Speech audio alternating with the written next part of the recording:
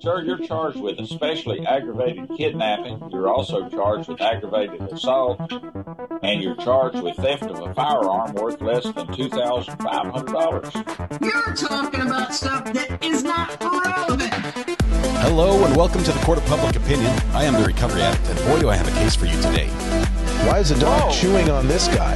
I think they have got the wrong guy there. They got the wrong guy, and the dog was biting him. He roughing him up quite a bit. There's a lawsuit. 9 out of 10 judges prefer watching the Recovery Addict live stream in their courtroom. The fireworks are not done. Now we're getting commentary on the case. Oh, for Trump's sake. Is that correct? I didn't ask you to interrupt me. Dati mihi Anglican priest, servant Latino.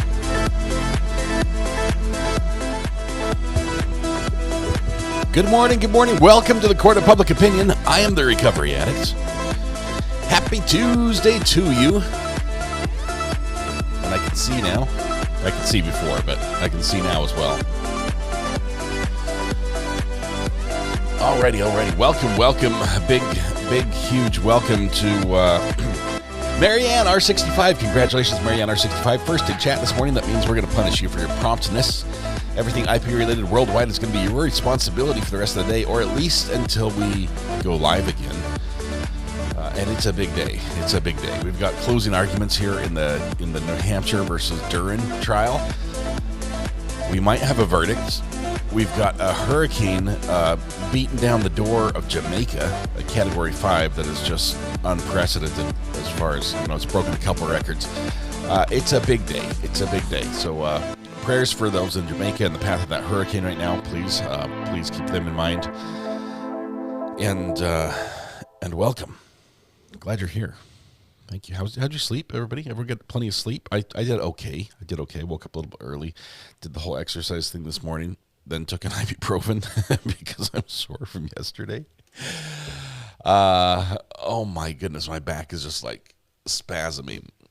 I don't know why. I'm doing the punching thing. That's my exercise. I think it looks a lot better than me doing jumping jacks. I can tell you that, right? Me doing jumping jacks is not a bueno look, but me throwing a couple jabs here and there, I can do that. Not very fast right now because my arms and shoulders are so sore. I've been stretching. My wife's like, you need to stretch more. I'm like, it hurts so bad. I mean, this hurts right here. It looks like I'm ripping a seam, but it's actually just a flap there in the back for ventilation. So, oh man. So if you see me just doing this all day, that's why. My wife says day 2 is the worst. I'm worried that day 3 is actually going to be the worst. So I've only done half of what my exercise program says I'm supposed to do today, so I'll have the other half staring me in the face this afternoon. All right, my shirt does have ventilation. I love these fishing shirts. It's Habit brand that I buy from Sam's Club. Okay, I'm like upper class when it comes to clothing. I buy my clothes at the bulk store. Habit. I like almost everything they make in this shirt design, but a few colors just don't work with my green screen.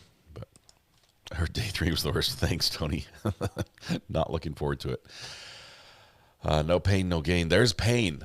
Just hoping there's less gain. The gain was the problem. We're trying to get away from the gaining that I was doing. It's never fun to reach an all life high as far as statistics on the scale goes. All right. Hair of the dog, more exercise will loosen those muscles up. I did some more, but man, I'm feeling it. My arms get heavy. Let's see. Your wife is right. It is the day after. Day after that is the worst. Okay. It's going to suck for like 24 hours. Why are you doing all this healthy stuff? Bite me. Rebecca, I woke up, what was it? Was it only yesterday? It's been 2 whole days. 2 whole days I've done this exercise routine. I woke up the day before yesterday, and I'd had like the worst nightmare involving my health and like life expectancy as a result and everything else. It's one of those terrible nightmares when you're like, the world it's all doom and gloom, but it's about me. And I woke up, and I'm like, oh, it was a dream. It was a very realistic dream. But I remembered the dream, and I remembered like the stats, the numbers in the dream, and it was reality. And So that was quite sobering. So I woke up right then. It was 5:30 in the morning. I got up and I was like, I'm going to start exercising. So I found an exercise program and started that. Changing my diet, ate salads yesterday, and I can't tell you how many times I walk into the kitchen and open the refrigerator. I'm like, I need to just put like a shock handle on the refrigerator. Just zap, zap. It's like, you don't need to eat right now. Zap.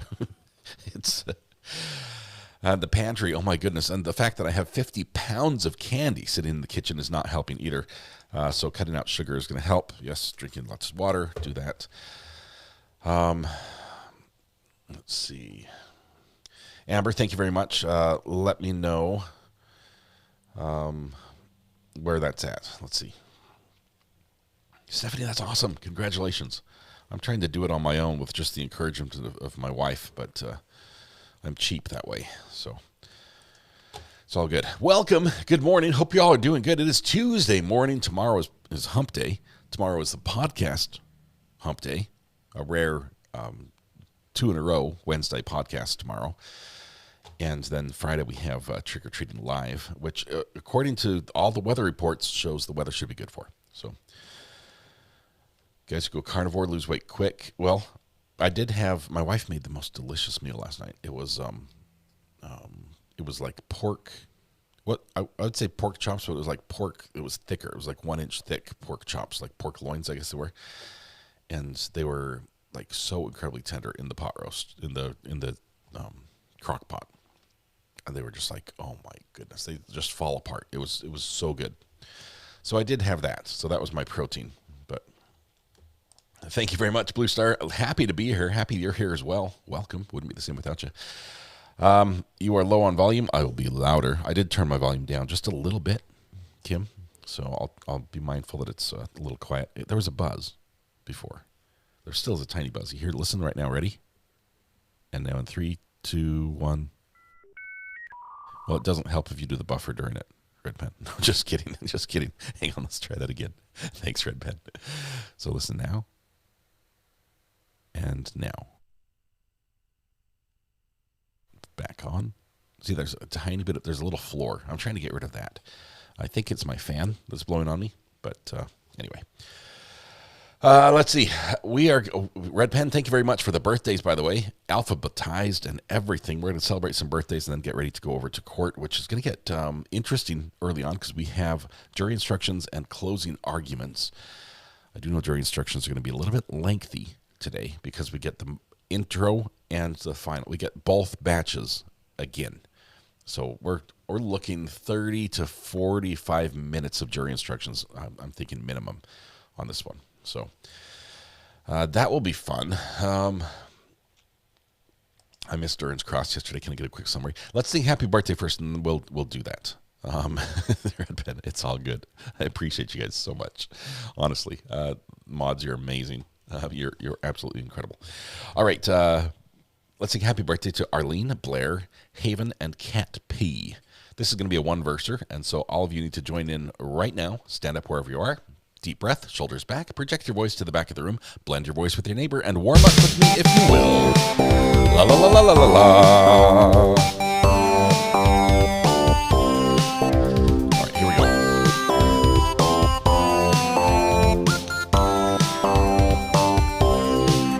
Happy birthday to you.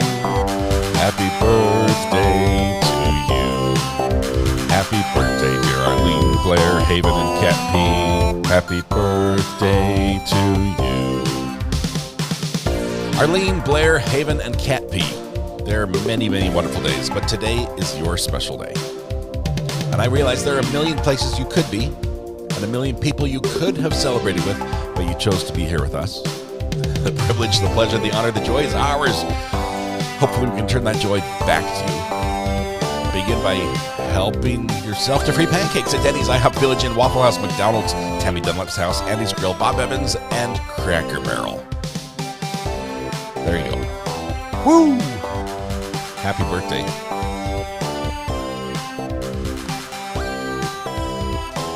Auntie Ree, happy birthday to your mom. Heavenly birthday. Thank you. Heavenly birthdays are sad and happy at the same time because we've got some great memories.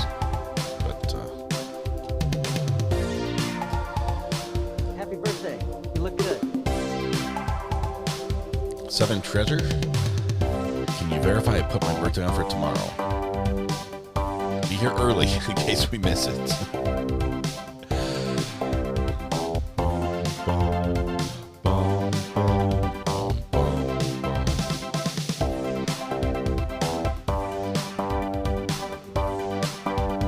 Kimbers, Ohio, gifted a membership for this first thing this morning.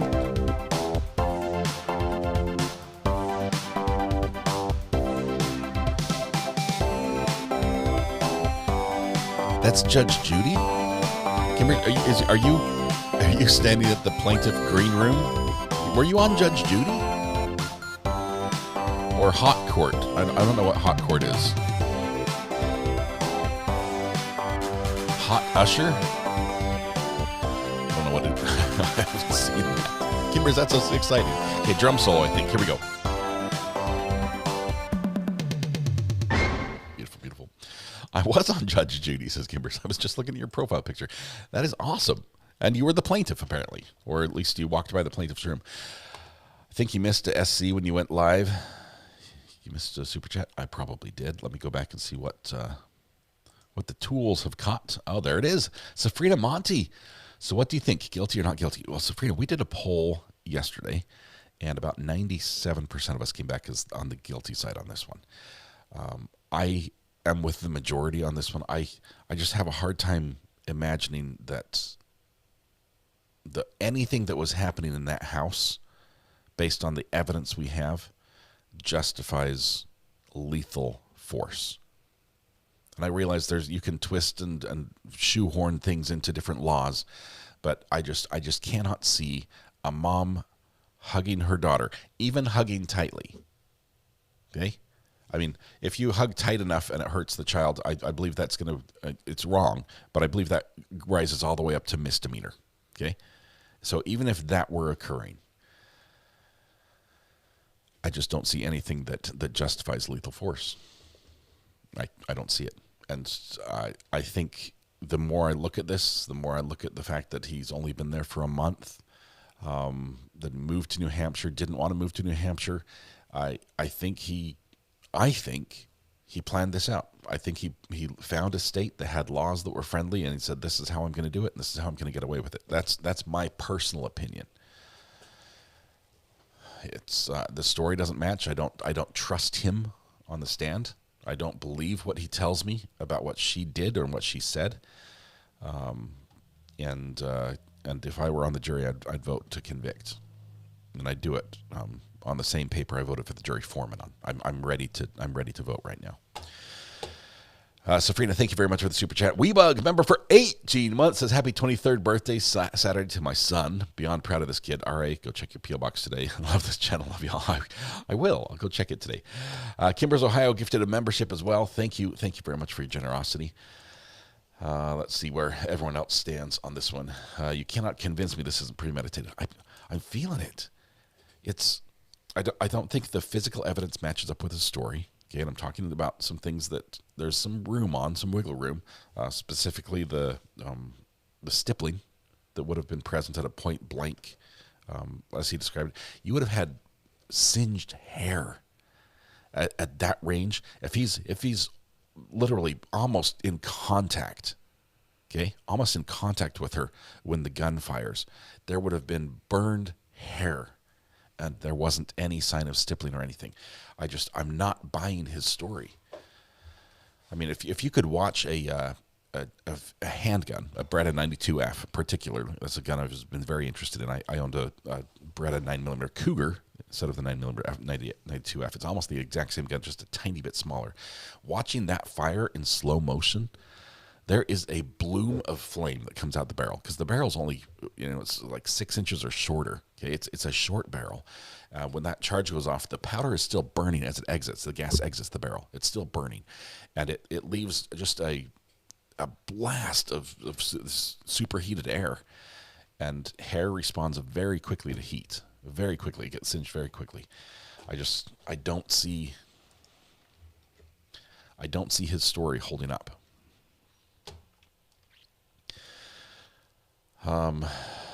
Nobody talked about any blood. Well, he had changes of clothes, and he had them in his custody for a while. So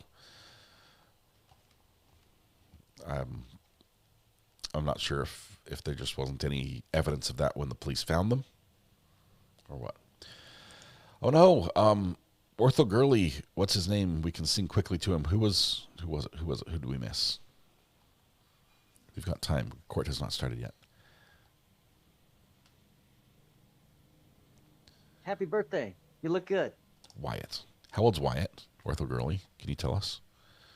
Hopefully there's no slow mode on, so you should be able to respond right away. Let's check.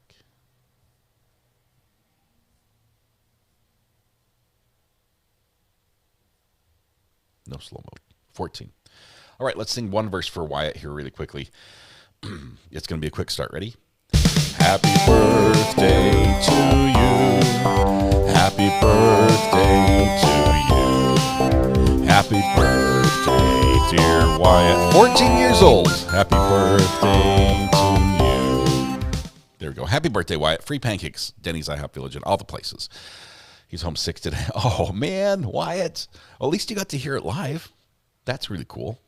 That's awesome. Wyatt, enjoy your birthday homesick. I think your mom's just let you play the Xbox all day. I think that's. I'm not sure. Sorry. Just get feeling better. Get feeling better so you can celebrate in style. All right. I feel like he's lying about wanting to go to his house. I think he forced her to go. Not talking about Wyatt anymore. I think he forced her to go so she wouldn't claim he wouldn't want her there, but she wouldn't leave. I believe there's more to this story. But Mom, I want to watch RA. Why do I have to play Xbox? I don't like Counter-Strike, Mom. Can I watch Court with you? I can hear you, Wyatt. I can hear you. I hear you, man.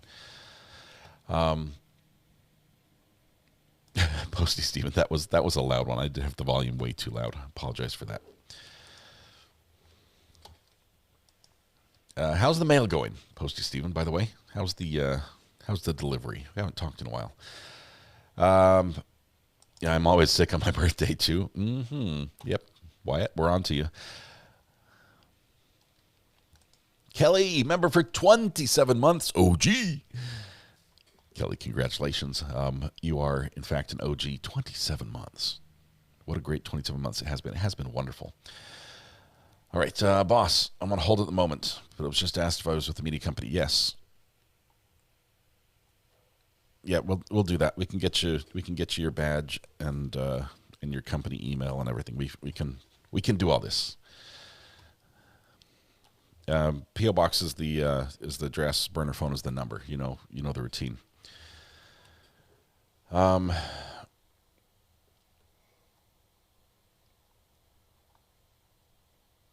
company gives us our birthday off as a holiday. Wow, that's a cool perk. I like that company already.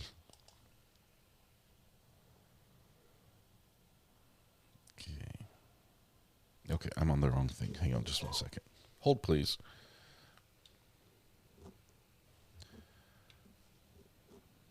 There we go. All right, where are we at? So we are in court, staring at the wall, ready to begin. All right.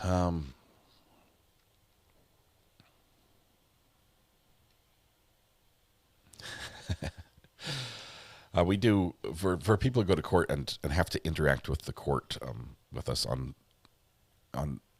a higher level where we're negotiating access and agreements with the court and things like that. We do have some media passes we can produce for you. Usually it's a lot of what we do I can do from my end and I can do over the phone, but sometimes they need someone in person, whether it's signing a document or picking something up, and that's where that falls in. General court watching doesn't usually need a badge, but we'll see. All case by case. All right, jury deliberations will depend on how stuck they get over the kidnapping issue. I think they're gonna all be united on the reasonable issue.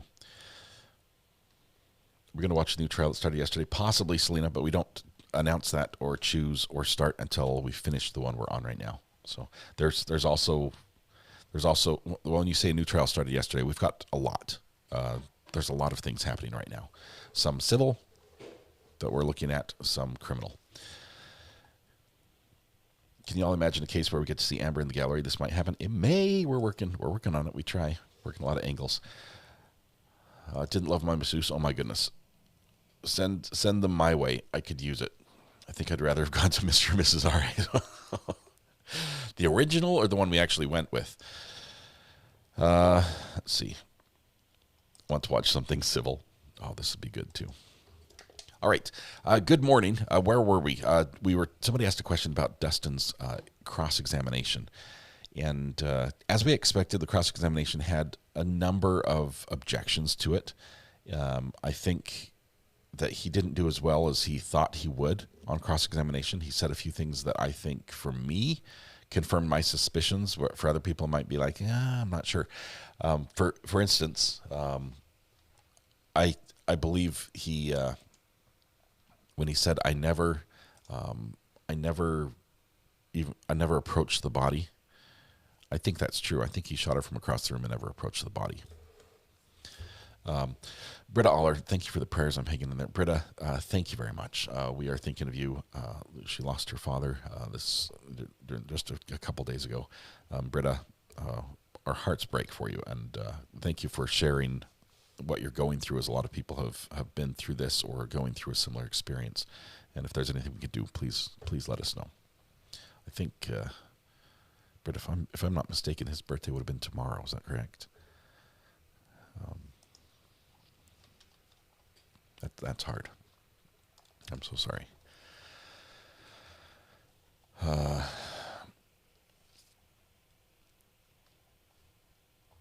see. I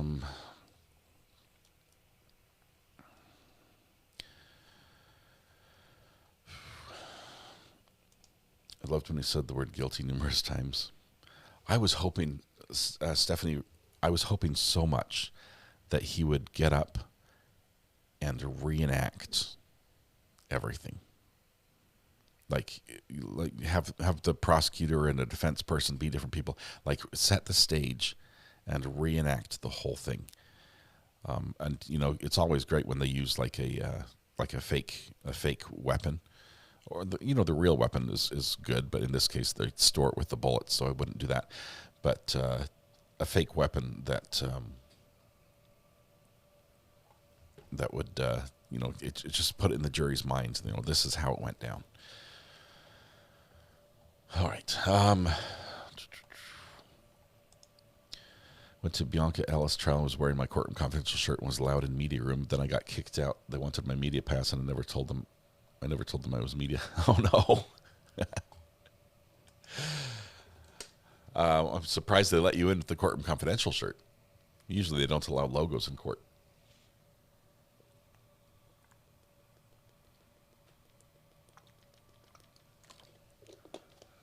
All right. The fact that he was so proud of his shot, oh my goodness. He was nearly bragging, like he did when he talked about in the military and how he was the top shooter and all these challenges. That same feeling came across as Dustin was describing how he shot Caitlin. Like how he was such a good aim. And he knew exactly where the bullet was going to go. And it's just instinctive because he's that good. It had the creepiest, sickest feeling to that testimony as he was describing that. Lindsay Ross, welcome to the gallery. Oh my goodness, Ninus, I'm so sorry. Cancer is a bad word, and I can't say the bad word here. I've got family and friends who have fought it, and family and friends who have fought it and eventually lost. Some win, and some have not. But it always takes the good ones for some reason. So sorry. Genesee Gal, Genesee, I saw you said you lost your seat, and you're welcome back. You're back in green. Thank you very much. Yes, there we go. Fudge cancer.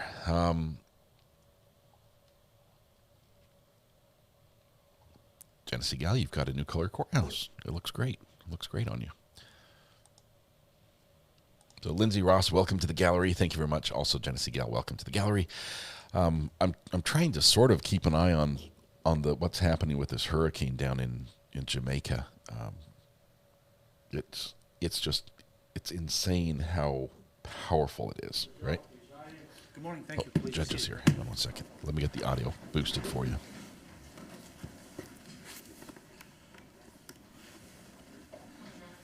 Okay, good morning. We're here outside the presence of the jury, 214-2024 CR 0028, State of New Hampshire versus Dustin Duren. Good morning, counsel. Morning, Mr. Duren. And I know that after the close of business, I did circulate the jury instructions consistent, well, what I believe with my orders yesterday. And Attorney Kettles, looks like you have a question. Is it on that or on something else? Yes, Your Honor. And maintaining all of the previous arguments we made yesterday, I just wanted to point out one additional note based on the draft that was circulated last night. Starting at the bottom of page 12, continuing on about halfway through page 13, the discussion about the distinction between deadly and non-deadly force, we would ask that that be stricken. I don't think there's any dispute in this case that the force used was deadly, and so I think it is confusing to the jury to have them be doing this weighing of deadly versus non-deadly force, especially in this coming after the second-degree murder knowing charge where deadly force is not one of the elements, caused the death of another is one of the elements. No, I'd leave it in. Okay, and I note that in the defendant's submission, which I denied yesterday and is again colloquially known in these parts as the NOMAR instruction, that in the defendant's requested instruction, there was a definition of deadly force that was in the defendant's overall requested instructions. I would note that for the record. Yes, Judge, and reading the current version of the instructions, I think that this series of paragraphs with what the current instructions are a little bit confusing. And so just seeking to have the clearest and most simple language possible for the jury based on the court's ruling yesterday. Okay, understood. Anything further, Attorney Gross? No, Your Honor. Okay. We disagree, Your Honor. We think these instructions are appropriate. They were contained in previous drafts, as they are in this final draft. I don't think there's any reason to take them out. I don't believe it would be confusing for the jury to understand the difference between deadly force and non-deadly force in a situation where they were going to hear arguments after hearing testimony about someone who fired a gun at someone for allegedly hugging someone too tight. I think that's deadly force. That's non-deadly force. It's important to know the difference. Okay, all right. And so, Judge, that sounds like the state wants this instruction not as it goes to Mr. Duren's use of force, which is the purpose, but to try to somehow bolster the actions of Ms. Naxaker, which is an improper purpose. If there's going to be an instruction on deadly force, it should be about the defendant's use of deadly versus non-deadly force, and the state just said that's not why they want it. They want it for a different and, I think, impermissible purpose. I would disagree with counsel's characterization of the state's argument. I don't think there's anything else that the state needs to say. Okay, all right. Anything further, either party? No, Your Honor. Okay, all right. Defendant's request is noted. Defendant's request relative to that removal of that instruction is denied based upon the arguments contained by counsel, also based upon arguments as referenced yesterday during the charging conference, the lengthy charging conference, and also based upon the defendant's submission relative to jury instructions, which did include a requested definition relative to deadly force. I think that based upon the overall circumstances, the instructions adequately and reasonably set forth the issues for the jury to be decided with respect to this matter. So over the defendant's objection, that specific portion of the instructions will remain in as drafted, as prepared. Anything further, Attorney Kettles? No, Your Honor. Okay, Attorney Spicer, anything further? No. Okay. All right. Bring the jury. Lindsay Ross, last bit of business, gifted a membership. Thank you very much. which I just want to make sure we want to make sure that during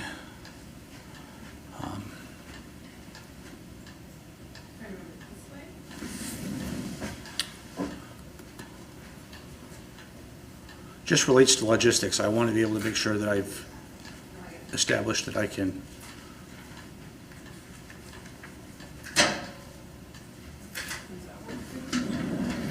Careful, those cords are taped down.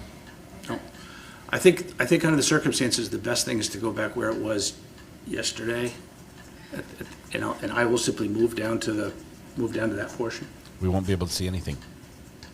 We're going to be staring at the back of the TV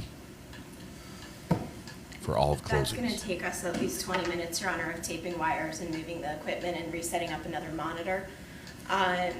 No, when I said yesterday, I meant at the end of the day yesterday. I just meant shifting that to the Back to where it was. this morning. This is over here, over this way. This morning. This morning. I'm not. No, I'm not talking about. Thank you. I thought you meant moving it all the way this way, Your Honor. Yeah. I apologize. Yeah, I think. And if the court, Your Honor, if the court needs or requires it after we're done with closing and before when the court is instructing, we can disconnect the cords and move the TV straight across the room. Yeah, no, I think under the circumstances, I think if I'm here, then I can maintain the most. It's a rather narrow angle. It's a narrow angle of being blocked that I think I can see everything I need to be able to see for purposes of the record. If I position myself here, any objection from the state relative to anything? No, Your Honor, we do appreciate it. Okay, anything from defendant No, Your Honor, I just note that we now can't see that screen, so I'd just like to test, the state has said that this should still work, but I'd like to test it before the jury comes in, since we now can't see that. Please. If you could just turn it on and make sure it's connected.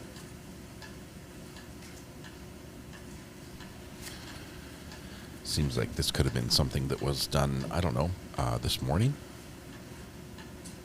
So I should ask Madam Clerk, do you object if I? No. Okay. Auntie Ree, Yes.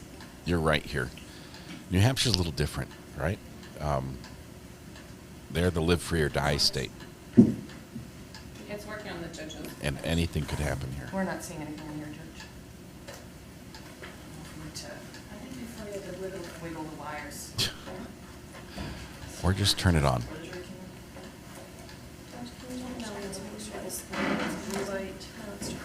HDMI no signal.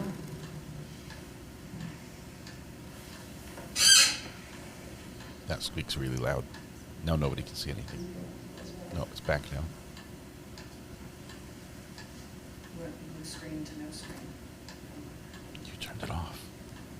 Oh, the light's on. There we go. Okay. Don't touch anything. Are you We can now see this, yes. up and running? Okay. Okay, there may be some, So once some again, images shown. please let the record reflect that based upon the configuration of the courtroom, the court does find it to be in the interest of the jury and in the interest of those in attendance, as well as counsel. It appears that everybody has the ability to see the monitor. Judge, We can I see will the move tick-tock down clock. to a position directly behind the clerk's bench, from which vantage point, let the record reflect that I will be able to maintain visual contact with the jury, as well as the parties in this case, and I've consulted with counsel as to that issue, and there's no objection, so I think we should be sufficient under the circumstances. If an issue does arise, of course, I reserve the right to momentarily pause the proceedings in order to bring some, whatever change is necessary under the circumstances. Anything further from the state before we line up the jury? There you No. go. Thank you. No, Your Honor. Okay. Anything further from the defense? No, Your At this Honor. point? Okay, all right. Thank you.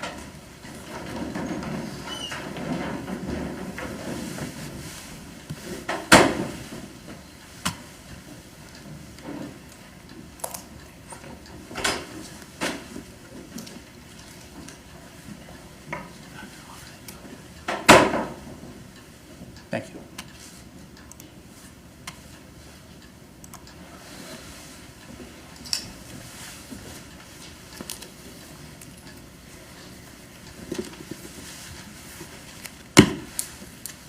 That was loud. I'm actually put the audio limiters back in place because they're being really loud this morning.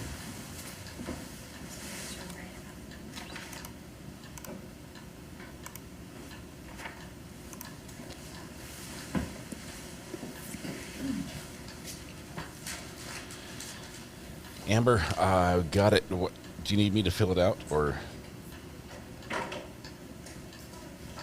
All rise for the honorable jury. There's a train.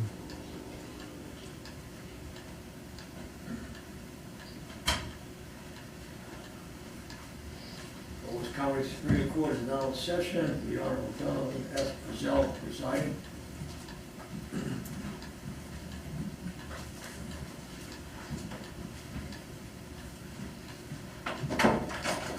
Okay, good morning. Thank you. Please be seated. Okay, good morning, members of the jury. Thank you for your punctuality. Thank you for your service. As I told you yesterday, we're about to proceed with closing arguments from the defendant and from the state, and you'll also hear my instructions to you before you retire to the jury deliberation room to decide your verdict. The first matter, obviously, you can see in order to allow the presentation of certain items with respect on the screen, the screen has been moved over here. As a result of that, I'm stepping down here so that I can maintain visual contact with you folks as part of this proceeding. So I will do that during the closing arguments, and I've consulted with the lawyers, and they're in agreement with that. So I will be moving down here just so that I can continue to see what's happening. I can also see the screen from where I am here. So the first order of business, as I mention every morning, because there has been a media presence with respect to this trial, I again ask you if you have had any exposure to any of the media coverage, any information outside the confines of this courtroom, even if it was inadvertent. If you have received any such exposure, I would ask that you please raise your hand to indicate so, and we will address it at that time. Okay, please let the record reflect that none of the jurors raised their hands, so thank you again for following my instructions in that regard. And we are now at the point of closing arguments. And again, closing arguments, jury instructions, and then at that point you will, once I give you the permission, you will be able to talk about the case and the evidence at that time. The clock's name is Regulator. So anything further, That's funny. counsel before closings? Okay, I will give you 1 second, Attorney Pickles. I'll move down here. I have to turn off the clerk's bench. I'll take the clerk's bench. Clerk's like, that's my bench. That.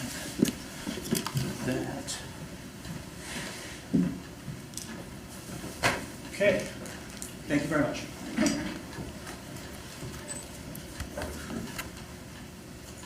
Here we go. We are going to time these, see how long they take. I don't know how long they're allotted. I haven't heard that. If you guys heard that, let me know. The law says that Dustin Duren is not guilty. The law says that Dustin was justified when he shot Caitlin Nafziger. The law says a person has Defense the goes right first. to use deadly force when they reasonably believe that someone is committing or about to commit a kidnapping. Caitlin had kidnapped Dustin's child before. She had a plan to kidnap his children again. She told Dustin he would never see his children again, and she was holding Elowen hostage in front of him. Dustin reasonably believed that Caitlin was committing or about to commit a kidnapping. Dustin Duren is not guilty. This is a case of secret plans, broken promises, and a father's unyielding love. It is about a Marine reacting to a threat toward his beloved daughter. A horrific tragedy, but not a criminal offense. The law says that Dustin Duren was justified when he shot Caitlin Nafziger. Dustin Duren is not guilty. Well, she's hammered that point. Caitlin Nafziger went to Dustin's apartment in Berlin in late February 2024 under false pretenses. She told him that she was there to drop off his daughter Valen, but she was actually there with a secret plan that she came up with together with her Aunt Brenda, a secret plan to take both kids to Minnesota without Dustin knowing, a secret plan to kidnap the children. And it wasn't the first time that Caitlin Nafziger had kidnapped one of their children. When the family lived in Las Vegas, Caitlin walked out of the house with baby Valen in the stroller. She pretended she was going to the park. Hours later, she hadn't returned. Dustin went to the park to look for them, and they weren't there. Caitlin had taken the baby not to the park, but to the airport.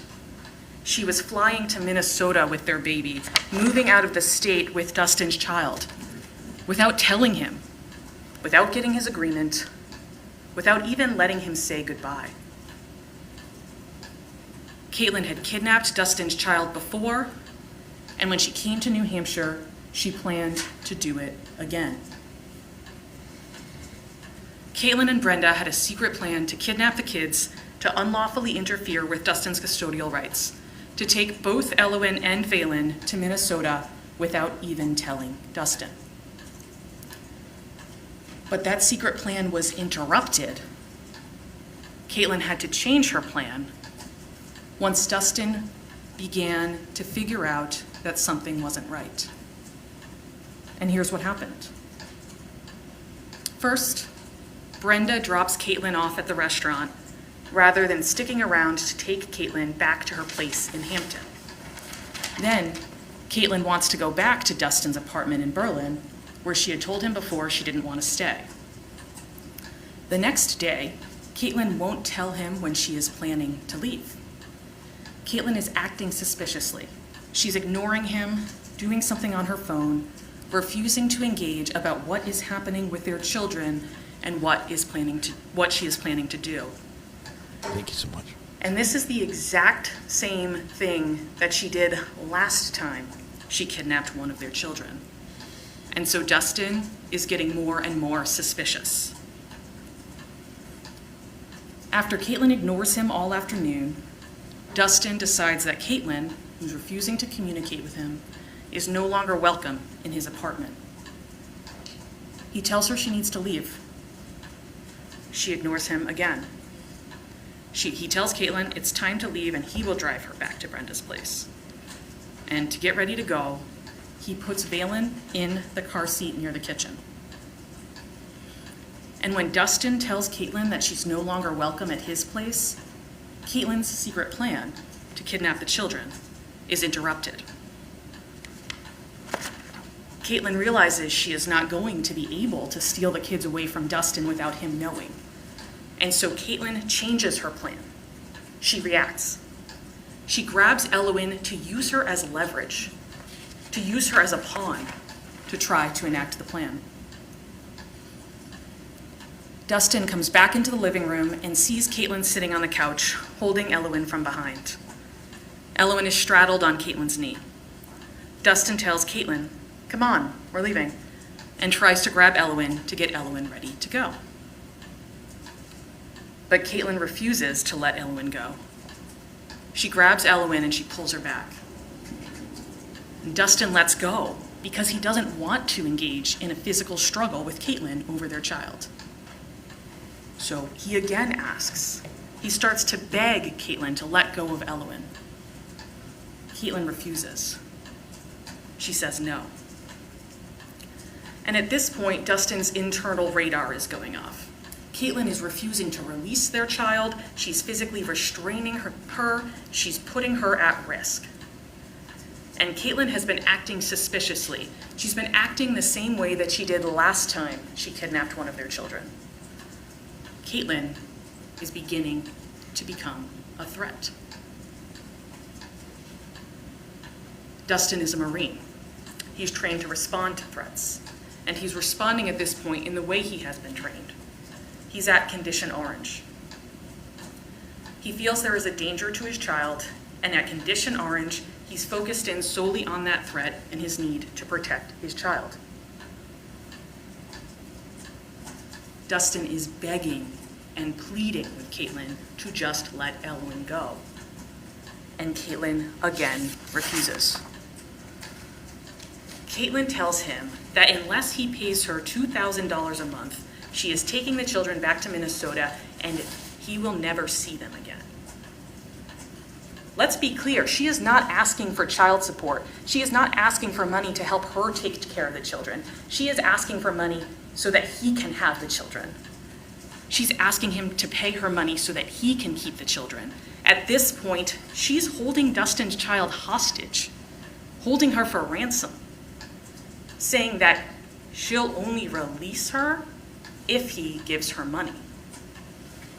And she's also threatening to call the police and to lie to them, to tell them that Dustin took Elowin to Berlin without permission, and that she's going to lie to the police unless he gives her money. And while she's threatening to take his children from him and make sure that he never sees them again, she's continuing to confine, to restrain their child. Dustin feels like this is a hostage situation. Elowin isn't safe. He's panicking. He keeps begging and pleading, begging Caitlin to just let Elowin go. She refuses. She continues her threats that Dustin will never see the children again, that she is taking them from him. And she continues to confine Elowin in her arms. At this point, the tension is rising. Valen is crying from her car seat in the other room, and Elowin is crying, both from the argument and from being physically restrained by Caitlin. The situation is overwhelming. Dustin is scared for Elowin. He needs to make sure that she's safe. His fatherly instincts, his protective instincts, are telling him that something is seriously wrong. The woman who kidnapped his child before is telling him she's going to do it again. And this time, he can see her physically holding their child hostage. Dustin, trying again to protect his daughter, tries to take Elowin for the second time. And Caitlin pulls her, yanks back again, and Dustin lets go. Caitlin continues her threats to take the children and ensure that Dustin never sees them again. Caitlin is escalating. She's getting more and more aggressive. She's kidnapped one of their children before. She's threatened to take them from him before, but this time is different. This time, she's holding his daughter hostage, holding her for ransom right in front of him. This time, she's confining his daughter, restraining his daughter, using physical force against his daughter. And Caitlin had been on the phone. Dustin's thinking, is there someone outside, maybe Brenda, waiting? He's thinking, she's saying she's taking my kids from me. She must have a plan. And Dustin tries one more time to take Elowin, to free her, to make sure she's safe. This time, he tries harder. He tries to grab one of Caitlin's wrists with one hand and wrap his arm behind Elowin with another so that he can free Elowin from Caitlin's restraint. But instead of letting go, Caitlin gets more aggressive, more physical. Caitlin braces her leg against the table. She yanks back even harder than she has before. She pulls, she twists, she bear hugs Elowin. And Elowin lets out a scream, a cry of pain from being yanked back by Caitlin. Dustin and Elowin lock eyes, and Dustin sees Elowin's fear and her pain. And hearing Elowin scream is horrific. It's a line that has been crossed. Elowin is about to be kidnapped. Elowin is in immediate danger. And so Dustin acts immediately. And he very, very quickly, with deliberate motion and without conscious thought, acts the way that he has been trained. The only thing in his mind is save Elowin. His internal radar goes into condition red when a threat is so immediate, a danger so imminent that you need to take action.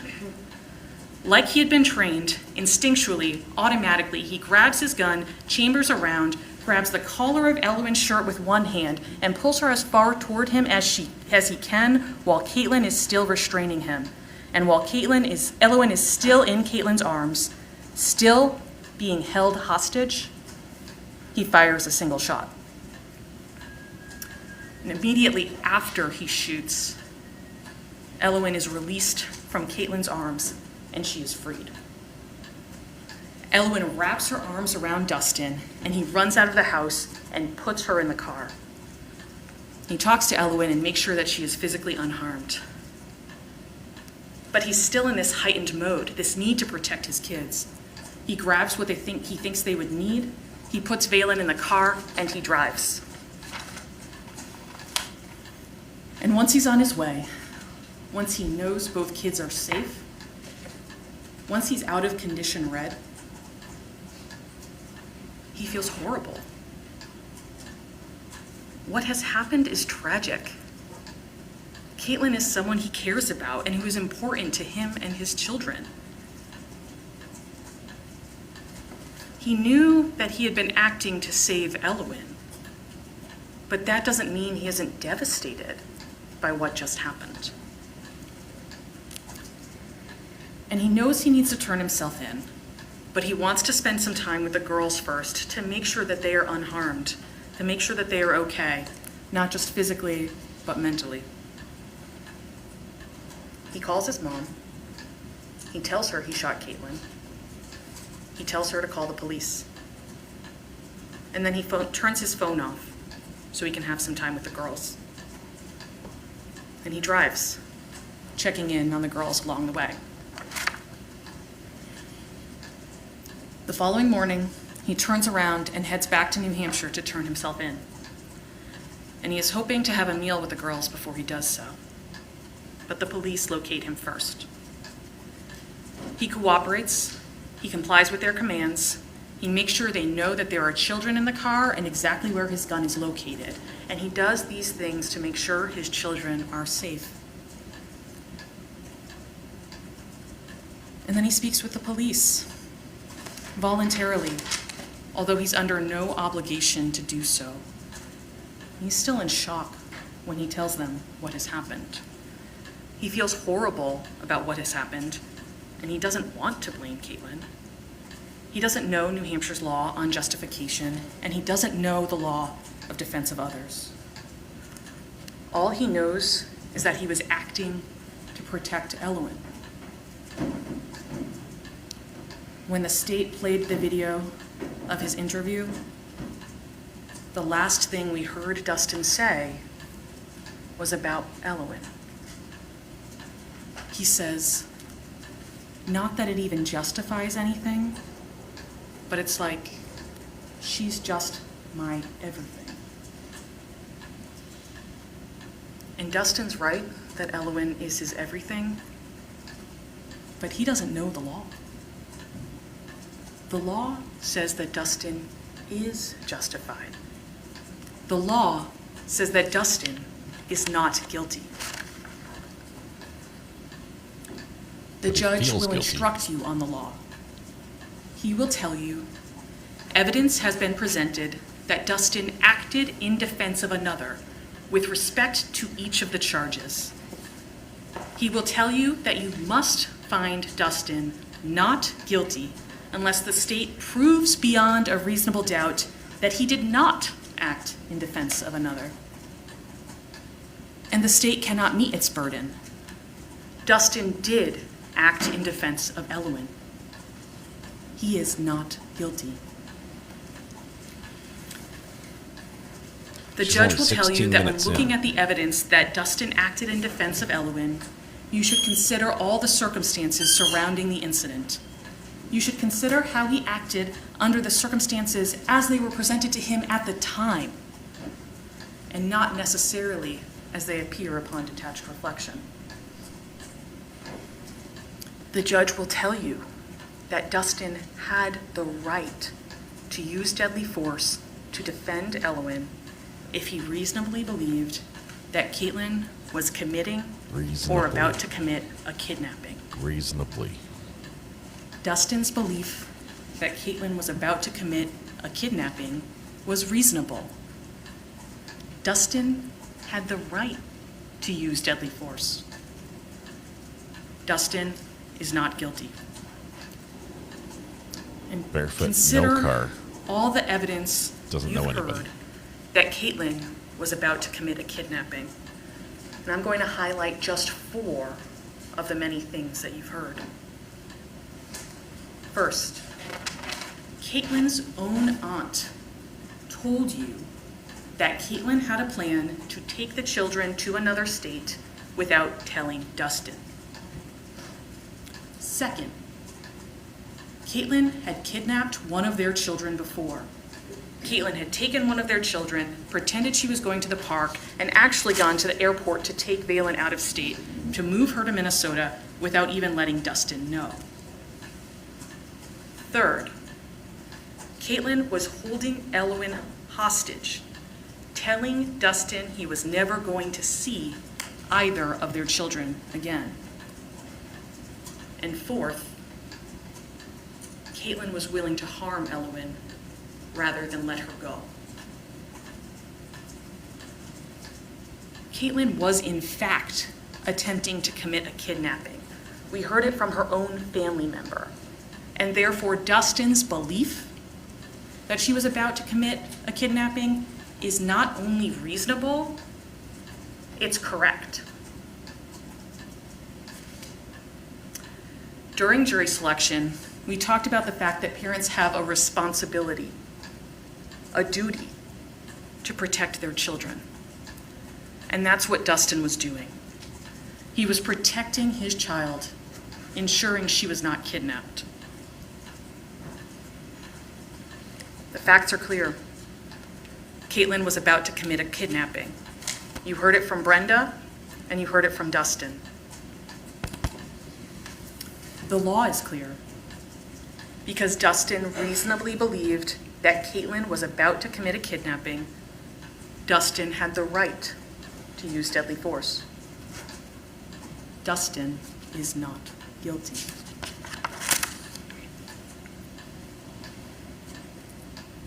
The state gets to make its closing argument last, and Dustin won't have the opportunity to respond. So let's talk a little bit about what the state is likely going to say and about the evidence the state presented or didn't present during the trial.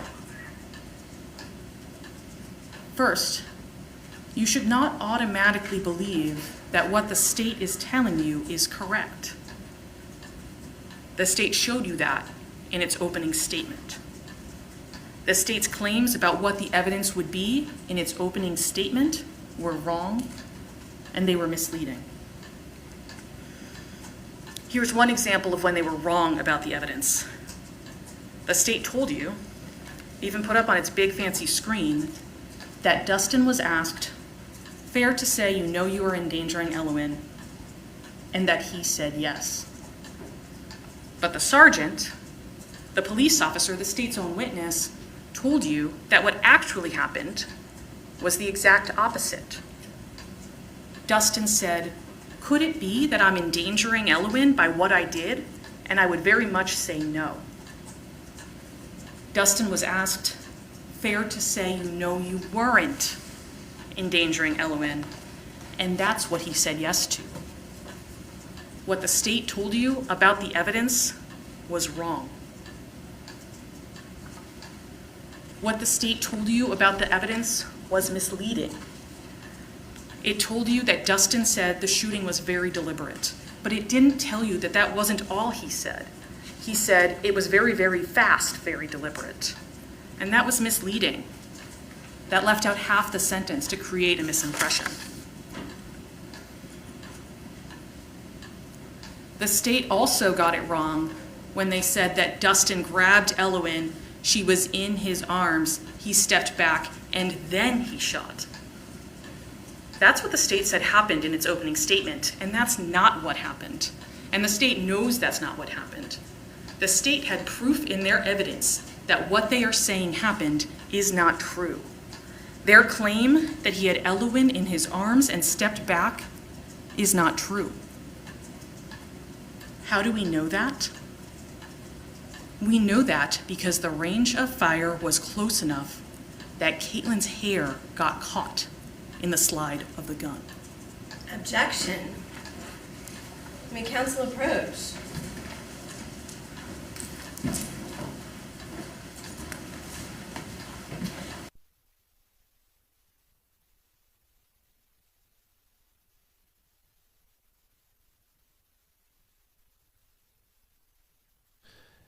Hang on, I'm on the phone with Legally Blonde here, talking about access to another court. That was a spicy objection there. Objection? May we approach? Can someone type what they said, that he had like permission from God to do this? What was the exact thing she said? Yeah, we got really close there. Yeah, that was really close.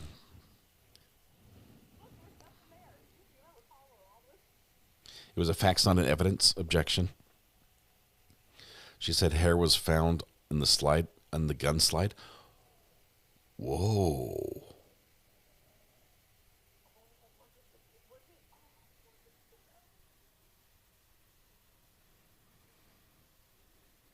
Whoa, hair got caught in the slide. That was not admitted. It was not admitted. We did not hear that during the, yeah. They can't hear you, Legally Blonde. I've got you unplugged. So, but,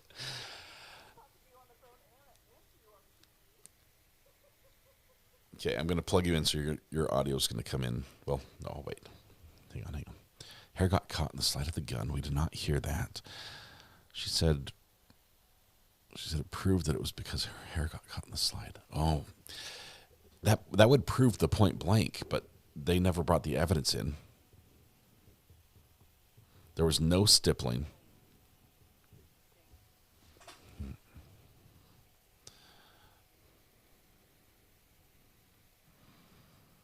If it was that close, was there blood on the gun? There may have been, but we heard no evidence about that. Is the jury going to go look at the gun and see if there's a hair on there? I'm pretty sure it's not, but the jury's, yeah.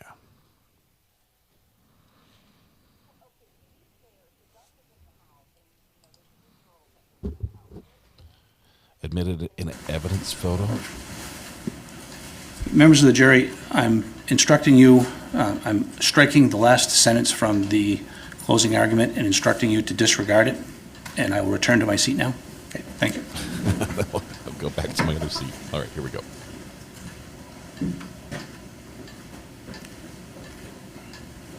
This is State's Exhibit 24A. They didn't talk to you too much about State's Exhibit 24A. They talked to you about the gun, but not about the other half of the picture. The other half of the picture says hair removed from slide. So you will take it back with you, and you can see it right now. The police tampered with the evidence. They took Objection! The hair from the slide. May counsel approach? Yes.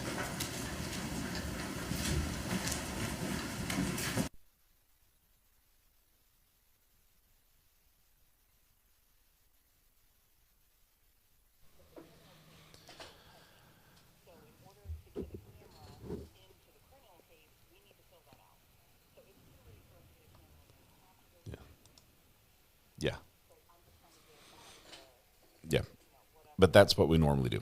Pool feed is the way we go. So, okay, so these objections are getting better and better. She just made the most spicy objection you can possibly do without having a standing argument, a verbal argument attached to it. Objection! And this is the indignation in her voice was palpable. It was so good. She has a very, oh my goodness. Let's see. Missed the last statement. What struck? What did she say exactly that was, we're trying to get access to a court at the same time. So I've got Legally Blonde in one ear and you guys in the other. Someone clip RA reaction to the objection. I only heard the objection. I'm shaking. I'm so mad.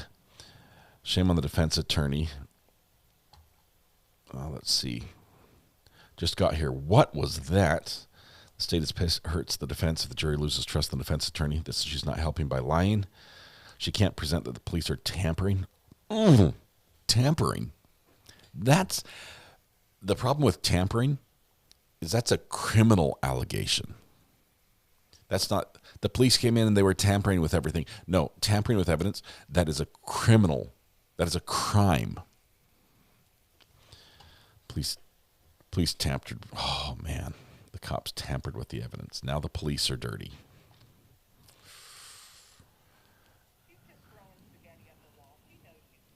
She had a better argument before she started doing this. I don't know why she's going to this extreme. That literally between what they were able to get in with evidence, what he was able to testify to, the laws as they're written in New Hampshire, which are friendly for self-defense, and the rulings the judges made on the jury instructions, there is a path from right here to not guilty for the defendant, and it's actually not a stretch to say this could happen. It would take a couple people to have a twisted view of reasonable, but other than that, it's very possible. And now with these throwing things in like this, she might be putting this whole case at jeopardy.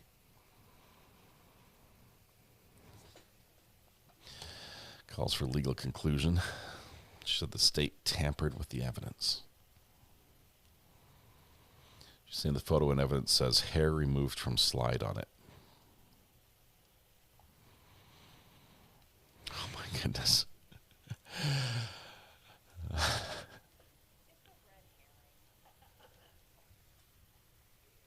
Seriously, did she say, may we approach with a British accent, or did I hear things? May we approach? I don't know, how do you say it with may we approach with a British accent? A soft R?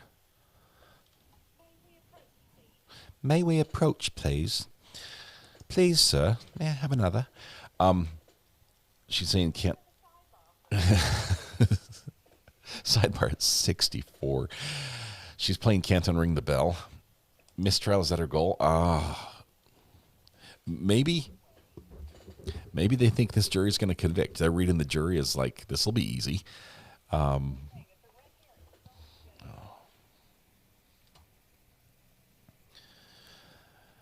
I heard earlier, the judge will tell you that he was justified in shooting. I'm like, no. The judge will tell you that if he had a reasonable belief that a felony was about to occur, well, during the process of burglary, then he had a reasonable, then he's allowed to. But the reasonable part has to be there. This could be grounds for mistrial. I think we're approaching that. I'd be surprised if that word hasn't been at least tossed around up there next to the bench. I wonder if they're going to kick the jury out for a minute. Have we ever seen a mistrial in closings? No, and the reason why I think is the closings are not evidence, right? Had this happened in trial, they could remedy it, but the closing is not supposed to be evidence. It's extremely inappropriate. They're reading the jury and they're burning the bridges.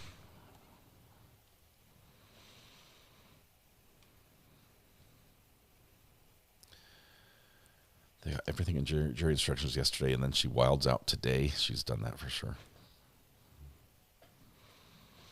My timer's still running on the closing, even though we've had 2 sidebars. We're at 30 minutes and 45 seconds. It seems like she's talked for longer than that. But she also sort of has the library reading time voice going on as well. Sloth Life, apologies to those who use timestamps that I'm so far behind. I'm up to my neck in court paperwork for Dad's estate, but my RA hoodie is coming today. That's awesome. Sloth Life, excited that that's coming through. We're trying to get them to push those out a little faster. Excuse me, members of the jury, I'm striking the last sentence 2 strikes of the defendant's closing argument based upon the totality of the evidence that has been submitted. Also, there was no evidence adduced during trial of any improper action in the collection of forensic data. Wow, he adds the stinger on the end to say there's no support for that.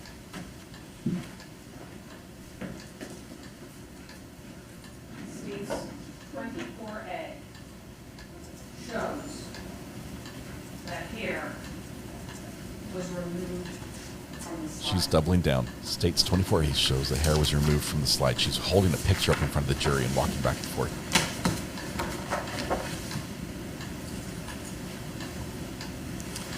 The state didn't present any evidence that it tested the hair.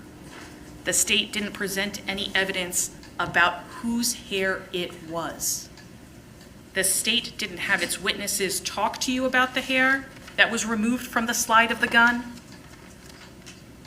And the state didn't talk about the fact that hair had been removed from the slide of the gun during its opening argument.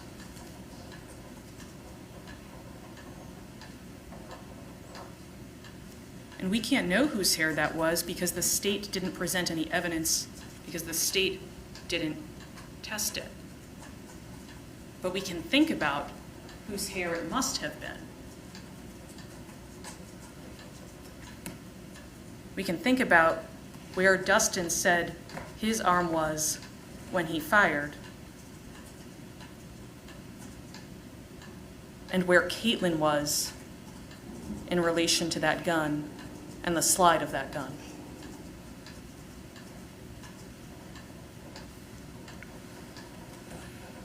We can think about the fact that Caitlin's hair wouldn't have gotten caught in the slide of the gun if he had grabbed Elwyn, taken a step back, and then shot.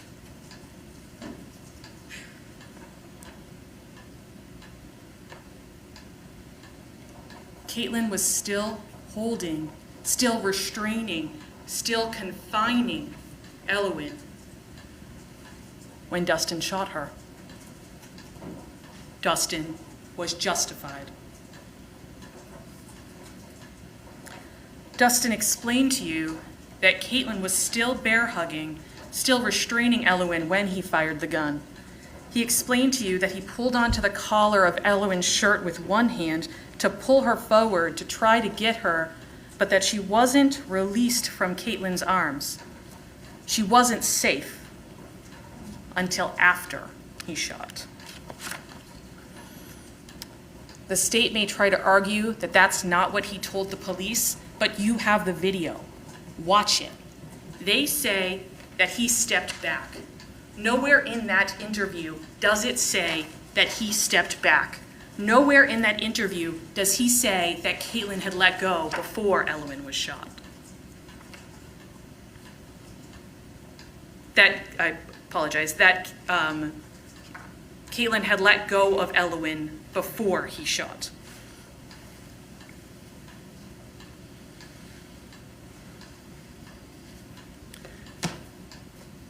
I expect the state will make a big deal of the fact that the medical examiner told you that there was no evidence of close-range firing. But that just means that some of the markers that the medical examiner would look for weren't there. The medical examiner told you that he couldn't say exactly where the shot was fired. He said that it's possible, he said on cross-examination, that it's possible to fire from close range without those markers being there, especially when there is hair overlying the entry wound, like there was in this case. There wouldn't be gunshot residue on the skin if there was hair in the way, and there's been no evidence presented that the state tested Caitlin's hair for gunshot residue. You have better evidence than a medical examiner, who can't say anything with 100% certainty, who wasn't there, who doesn't know whether or not this was justified. You have the photos from the apartment and from the autopsy. I'm not going to put them up again, but Caitlin was sitting on the couch facing forward. She was shot in the side of the head. Dustin couldn't have had Elwyn in his arms, taken a step back, and then shot. If he had done that, she would have been shot in the forehead from the front. Instead, what happened, what the evidence shows, is that Dustin was grabbing Elwyn's collar with one arm and shooting with the other, while Caitlin was still confining and restraining Elwyn. It's the only thing that makes sense with all of the physical evidence, that which was presented to you and that which was not, and which was not tested. It's the only thing that makes sense with the location of the gunshot entry wound and exit wound. It's the only thing that makes sense with the trajectory of the bullet down through the drawers. The state's got it wrong when it describes where Dustin was and where Elwyn was when the shot was fired.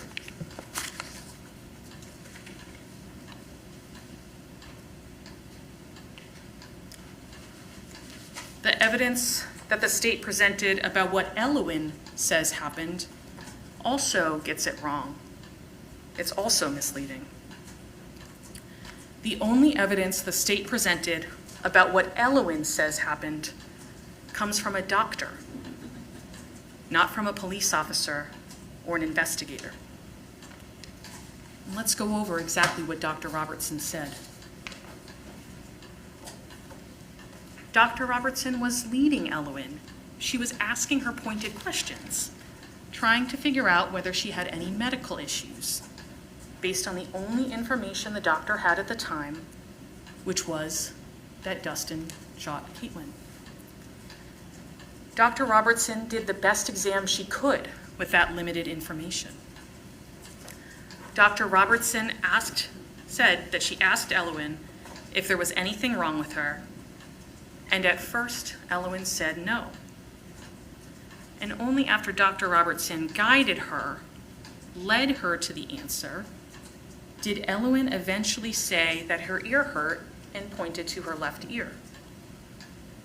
Dr. Robertson had to ask her a very specific question to get that answer. She had to ask her how her ear got hurt. And Elwyn answered that question. She said, Mom and Dad were fighting, and Dad hurt Mom and me, and there was a lot of blood. And Elwyn's ear hurt because she had heard a gun that Dustin shot. That's not up for dispute. But think about what Dr. Robertson didn't know to ask. Dr. Robertson asked Elwyn if she was hurt anywhere else on her body, and Elwyn said yes. But Dr. Robertson didn't know what else had happened. She didn't know that Caitlin had grabbed Elwyn, yanked her, pulled her, twisted her, made her scream in pain. And so the doctor couldn't get the right information out of Elwyn. The doctor didn't know what questions to ask to help Elwyn explain why else her body hurt.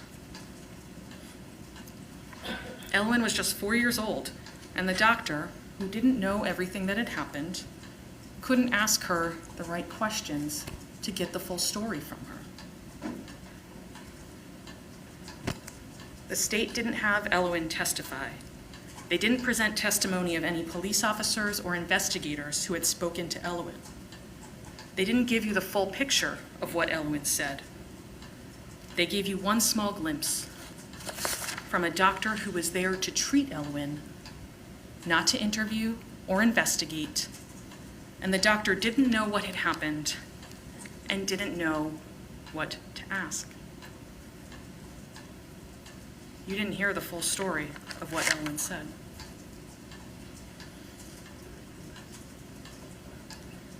The state also presented evidence in a misleading way when it cross-examined Dustin.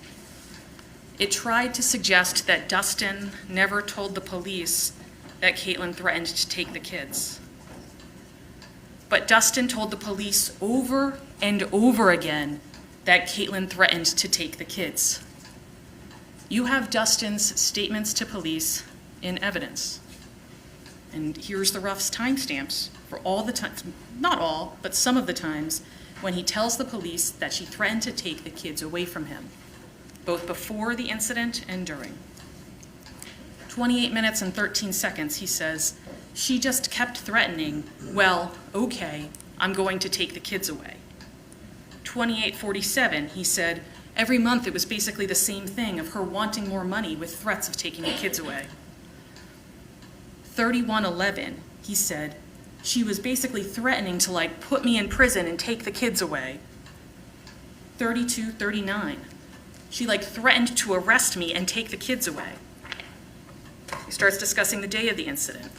59:18, she started getting more and more aggressive about how, no, I'm going to take the kids from you.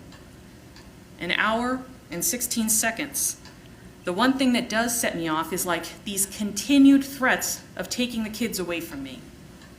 An hour, 1 minute, 58 seconds.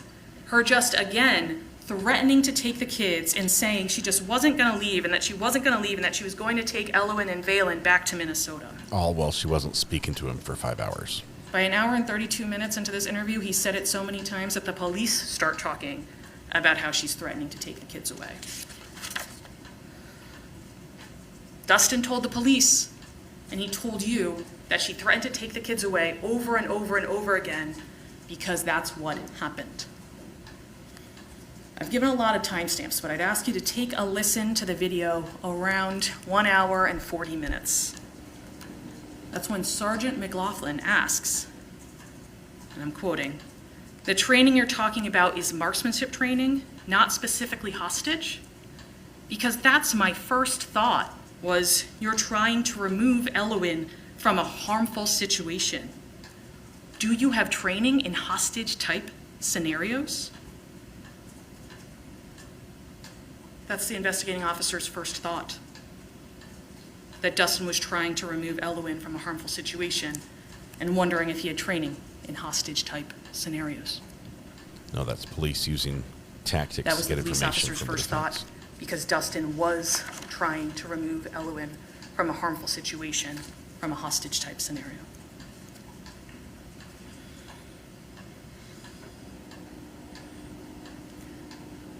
Think about the evidence that the state didn't present to you. The state didn't call Brenda. The state didn't talk to you about or present evidence of testing of the hair stuck in the slide. The state didn't ask the medical examiner about how hair impacts gunshot residue. The state didn't have a police officer who spoke to Elowin testify. The state had Dustin's phone. They had his text messages with Caitlin, his text messages with Lori, his text messages with Rob, but they didn't show them to you. They didn't want you to hear what they said. And those text messages prove that what Dustin told you is true. Objection. That's sustained. That evidence, which you have not seen, proves she's bad at this. I'm sorry. These are bad mistakes. This is egregious.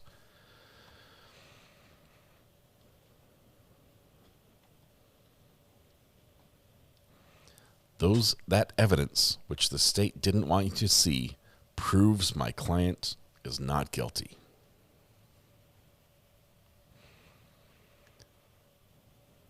She's going off. I think she's looking for a mistrial.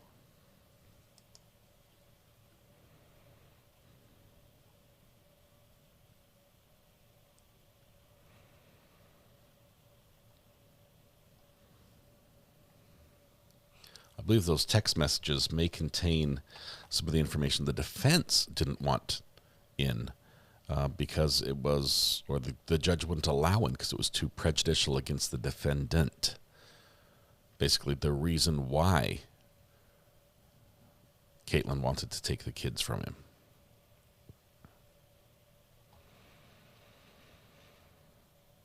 You can argue, but you can't argue evidence not presented, yeah. It shouldn't be a long sidebar. She wants the mistrial. Yeah, if it was admissible, why didn't you bring it in? There's probably a reason, huh? But no, blame the state for it.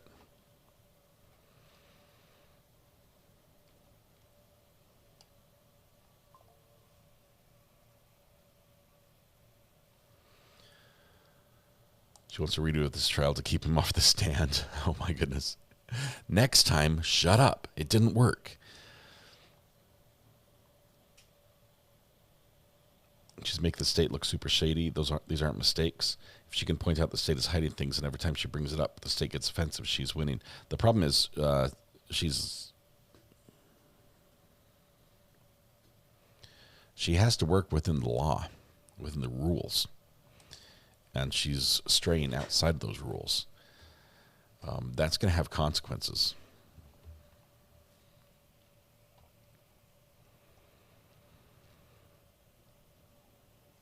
Couldn't defense test the hair? Yeah.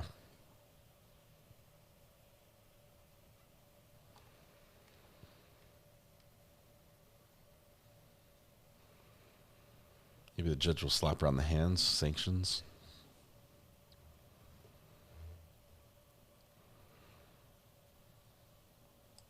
State has the burden. But if the defense is saying we have exculpatory evidence the state won't let you see, that's an improper argument. Exculpatory evidence has to be turned over to defense, and if it is exculpatory, it is admissible. And so she's saying that this is out there, but they couldn't bring it in because of the state. That's improper.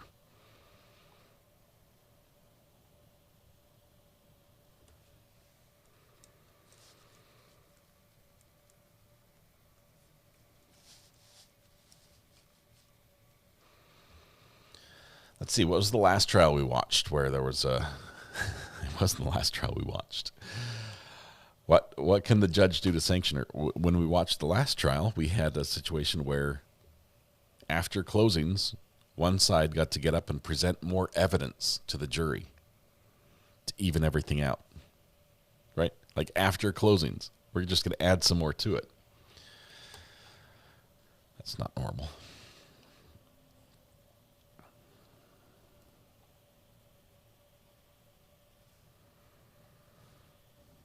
It's a long sidebar. Can start looking at body language here.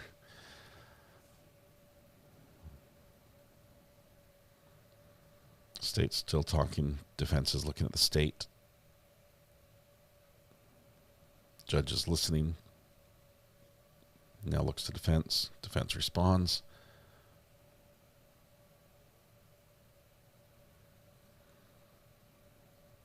State's talking again.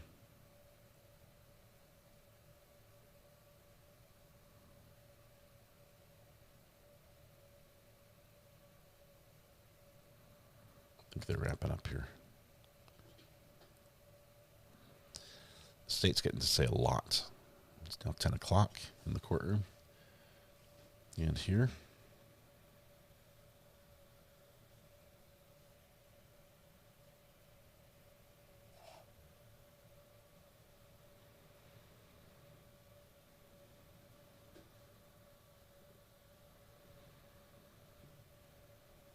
Holy cow. Hurricane Melissa has strengthened now, barometric pressure of 896. It's dropped from 901. It is super, super powerful.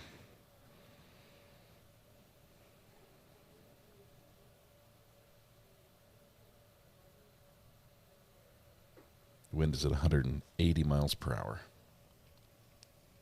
They say that Jamaica is going to be getting over 40 inches of rain. 40. That's a lot. And that's you're basically looking at like tornado type speeds of the wind, sustained wind at tornado speeds, which is devastating. It strips the land of trees, of structures. It's gonna be bad. Joe, can't see what's happening. I'm just watching the body language. A lot of discussion still going on. A little bit of reading, so they might be either looking at transcript or evidence that's been admitted in one way or another.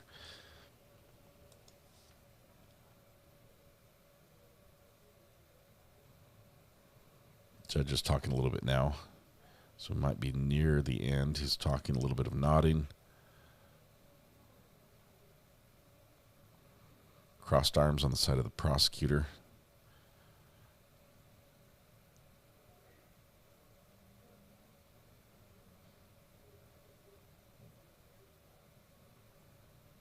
There's his ruling on the motion.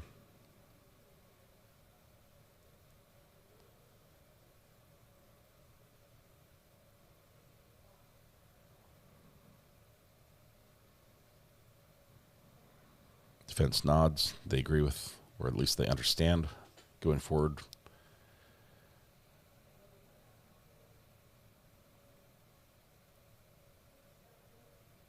Now there's more argument. State's talking again.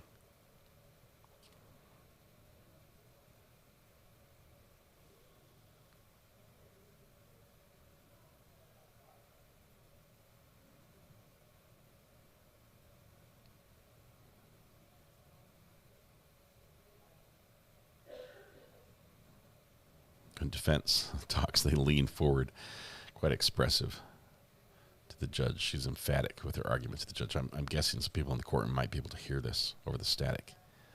Hopefully not the jury.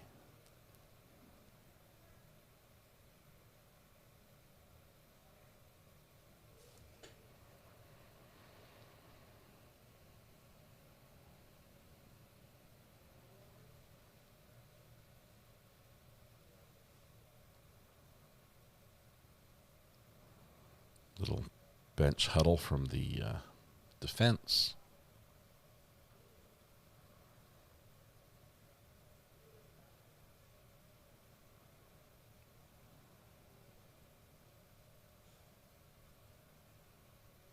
There's a ruling. Let's see who won this one. Members of the jury, based upon the state of the evidence, I am going to strike the last That's 3 strikes. sentence of the defendant's closing argument and instruct you to disregard it. Thank you. That's 3 strikes.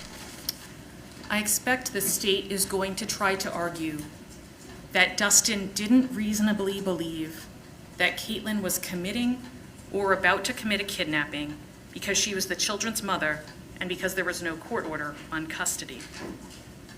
But that just doesn't make sense. Think about it.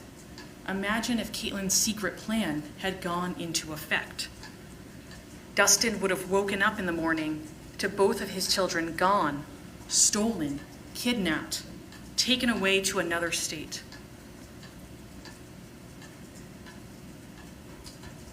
And then you can We get are a court talking order. about unlawfully taking children away from their father to another state permanently without him knowing. We are talking about coming up with a secret plan. We are talking about deception. We are talking about Caitlin planning to commit a crime. Dustin reasonably believed that Caitlin was about to commit a kidnapping. And the fact that she's the children's mother doesn't change that.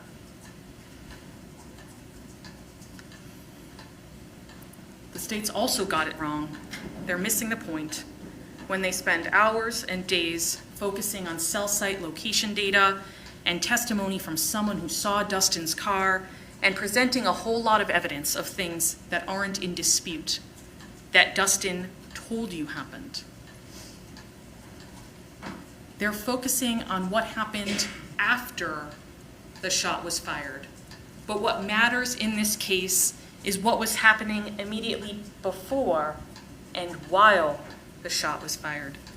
This whole case is about Dustin's defense of Elwyn.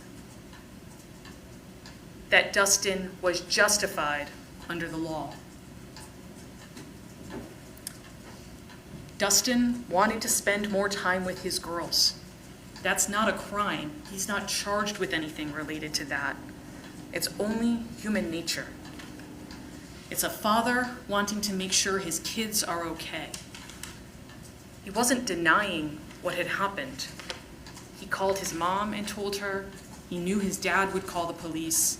He made sure they knew the girls were okay, and he told them that after he took some time with the girls, he was going to turn himself in. He didn't deny what had happened when he waived his right to remain silent and spoke voluntarily with the police.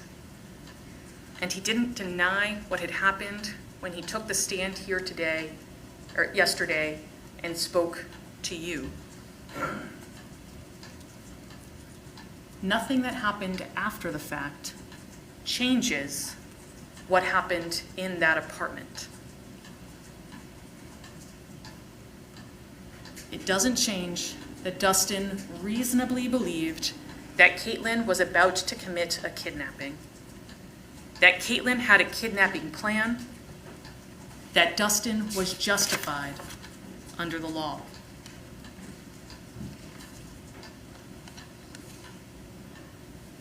The state is wrong about whether Dustin's use of deadly force was justified. Think about Dustin's perspective. Think about what was going through Dustin's mind at the time. Dustin didn't think there was any help available. Dustin had spent months trying to figure out how to deal with Caitlin. He called his parents. He called her parents. He called a lawyer in Minnesota and one in Vegas. He called the Berlin Police Department, and they told him they couldn't help. Think about that time a year or two ago when he called the police in Vegas and they didn't show up until after the threat was gone. Think about the fact that Caitlin had kidnapped his child before and she had a plan to do it again. The judge will instruct you that you should consider how Dustin acted under the circumstances as they were presented to him at the time, and not necessarily as they appeared upon detached reflection. Consider how he felt at the time, in that moment that Elwyn is screaming in pain. Consider his perspective as a Marine, his perspective as a father whose child had been kidnapped before by the very same person who was holding his child hostage in front of him. And I'd imagine the state is going to talk a whole lot about other things that they think Dustin should have done instead. But think about what's going on here. Dustin tries to de-escalate the situation. He tries to talk to Caitlin. She won't talk to him. He begs her and pleads with her to just let Elwyn go, and she refuses. He tries to just grab Elwyn, and Caitlin won't let him. He begs again for Caitlin to let Elwyn go, and she refuses. He tries to get Elwyn a second time, a third, and the third time he tries even harder, grabbing Caitlin's wrist with one hand and trying to pull on Elwyn from behind. And it is only once Caitlin physically harms Elwyn, only when Caitlin is willing to go to the length of letting her child be harmed, be hurt, to enact her kidnapping plan, that Dustin acts. Even when Dustin grabbed the firearm, even when Caitlin heard him chamber a round, she still didn't let Elwyn go. Even when Dustin pointed the firearm at her, Caitlin still didn't let go of Elwyn. Caitlin was still holding Elwyn hostage even after he had taken those steps. Those steps of grabbing the firearm and chambering it weren't enough. So Dustin did what he had to do. Dustin reasonably believed the amount of force he used was necessary because nothing else worked.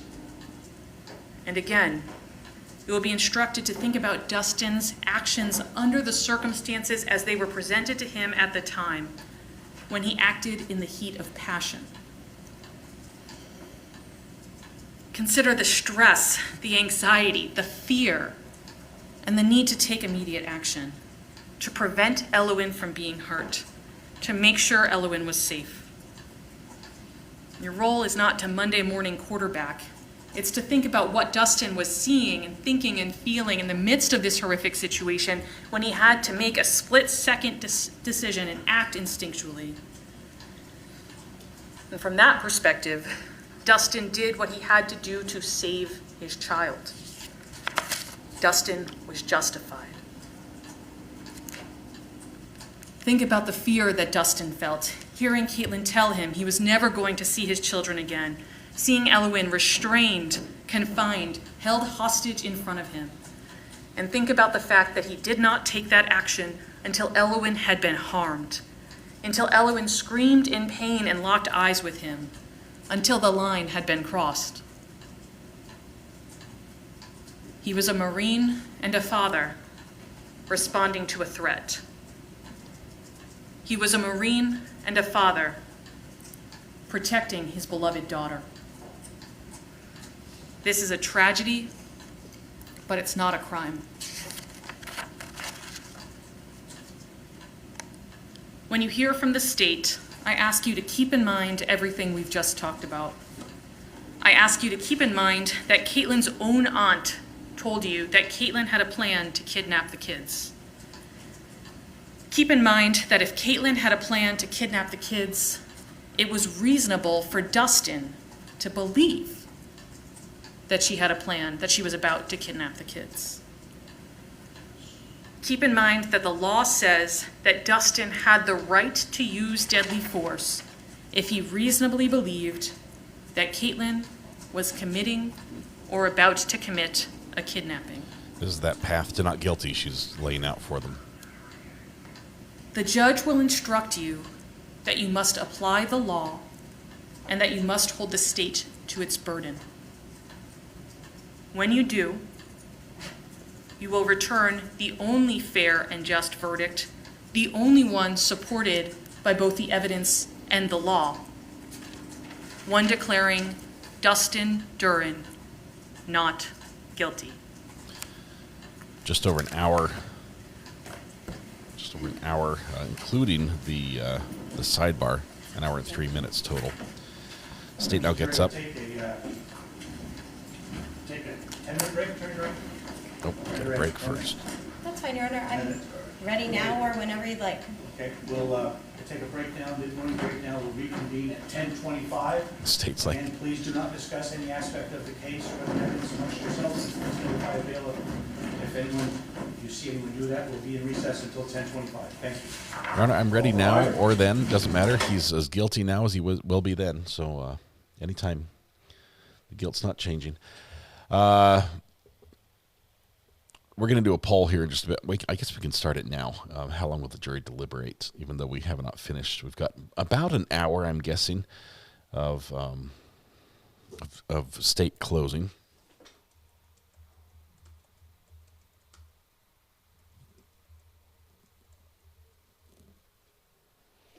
Let's see, we've got four. We need 4 answers here.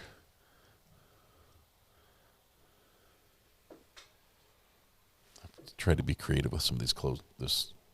Give me a second. I'm thinking here.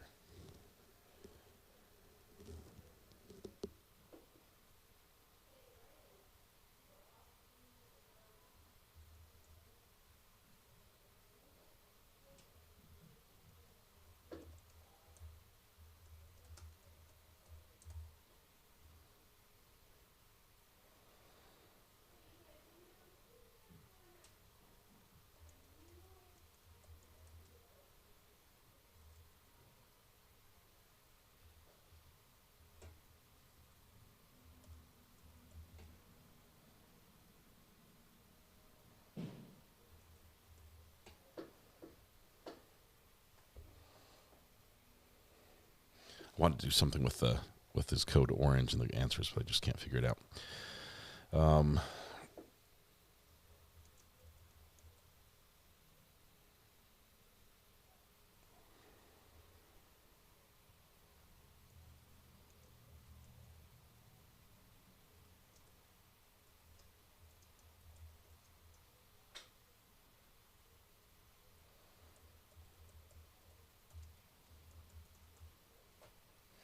All right, there we go. Poll is up. Hopefully it makes sense. I didn't proofread it, so if there's a typo, it's my fault. Looking at this hurricane, it is absolutely nuts. 185 plus mile an hour winds. This is going to be devastating. It is about to make landfall directly south of Montego Bay on the south side of Jamaica. It is going to be devastating. The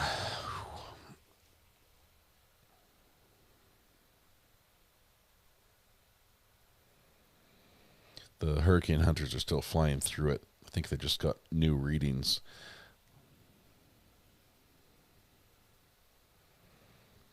But it's wild. Let's see. As we did anyone get switched? Did anyone flip after hearing the defense and saying, "Okay, now that makes sense"? I will tell you that her strongest argument is not the shady stuff she tried to bring in. Her strongest argument is the law. If she had just stuck to that, the details of the law, and spelled it out like she did at the end, but more detailed, saying burglary is this. The judge will explain the law, but let me walk you through this. Burglary is remaining in a home you don't have permission to stay in. We know that happened because of this. That's step one. While committing a burglary, which we know she's doing now, we've got to that point. She was threatening to commit a felony, or about to commit a felony, and then walk them through. That's her strongest point she's got. The weakest point is every time she says reasonable, because you look at this situation, you're like, hang on, you wanted to get in the car and she wouldn't get in the car, so you shot her? That seems unreasonable. Okay. Oh, only my finger flipped. Nope, I didn't flip, just got more mad. Man, let's see. Defense needed help opening the door. She lied so much her nose is grown.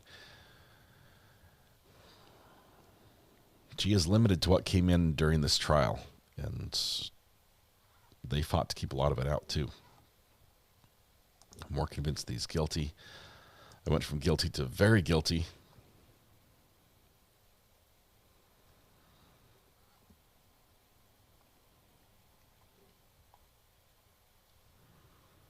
I know. I think using the definition of burglary is shady in this situation, where it's somebody you have a close, intimate relationship with, or did. You have shared interest in parenting, ongoing. You allow them to come over with permission to your home and stay the night in your home. Suddenly saying, hey, it's time to go. I think that would fall closer into trespassing than burglary. You can trespass someone and say, hey, I asked you to leave and you didn't. Call the cops, get them trespassed. That's the level that I think that Caitlin was at, if you're talking, as far as offenses on her side. A trespass, yes, is equal to an EF4 tornado. Holy smokes. I think they're trying to time these last Hurricane Hunter passes with the landfall to get the best reading as possible. But we're within just minutes, 10 to 15 minutes of it making landfall.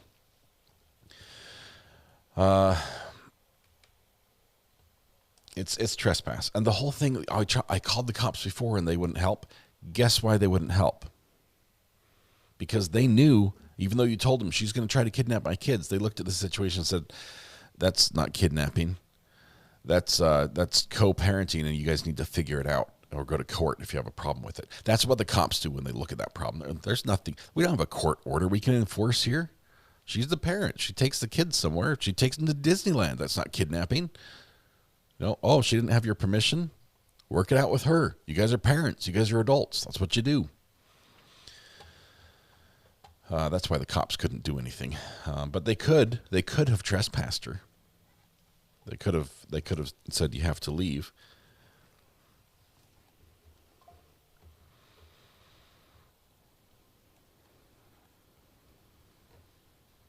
It's a civil matter, yeah.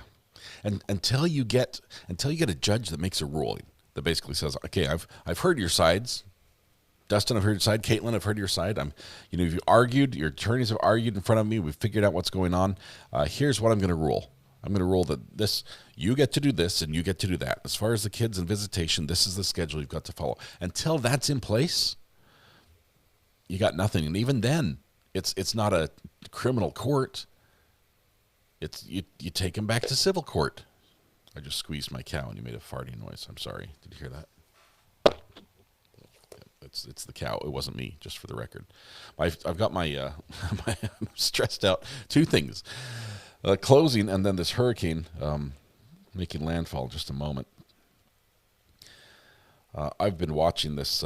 There's a video. There's a flat bridge camera in Jamaica on See Jamaica. It's a website that basically lets you look at live streams in Jamaica. Flat bridge is literally just that. It's a bridge that's just a flat road, no wall, no sides on it. And we were watching that as late last night, and the water started rising as the rain started coming. The bridge is gone now. You can't see it. It's underwater. The hurricane has not even made landfall yet. And and it's torrential. It's so much water. Okay, get yourself a cash cow and a screaming goat. It helps. It helps. Drop the link. Do we have a cash cow link? Sure, it's the cow, right? I can replicate it. That's how I know. I think we have a cash cow link. If it doesn't work, let me know. There's the goat. Where's cow? There's cow. There's cow. The cow, this is my second cow. It's already been squeezed so much it's losing a lot of its face. Its eyes are gone. Its udder used to be pink. It's not anymore. I've really used this one quite a bit. The first cow we had, Mrs. Ari was squeezing it, and the udder popped a hole, and it squirted her. It was there was utter devastation, and she got moo juice all over her. That's what happened. And it was sort of funny.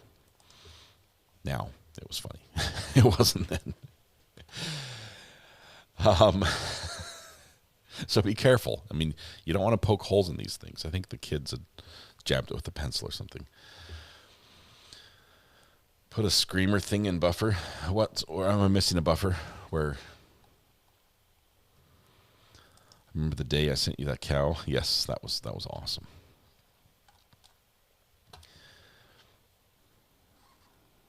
Utter devastation.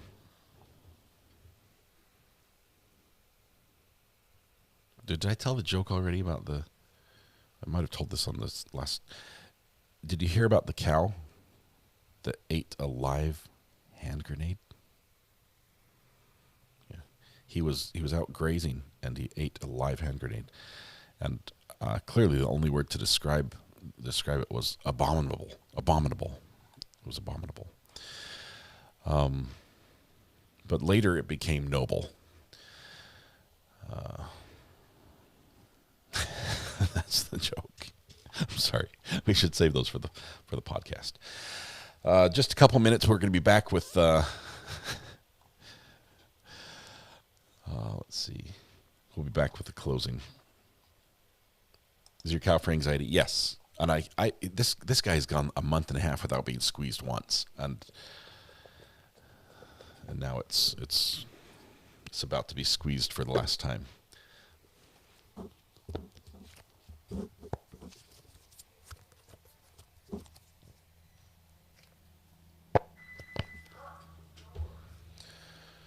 So I've been alternating back and forth. Keep an eye on the hurricane here, watching with Randy. With Ryan Hall and Andy and Max Velocity, both. But I think the next update may be official landfall, and it happens every couple minutes. So crazy. All right. The door is open, yes, and my door to my office is open, which is why it's cool in here. Looks like we might be coming back. Here's the judge. Remain standing for the honorable jury.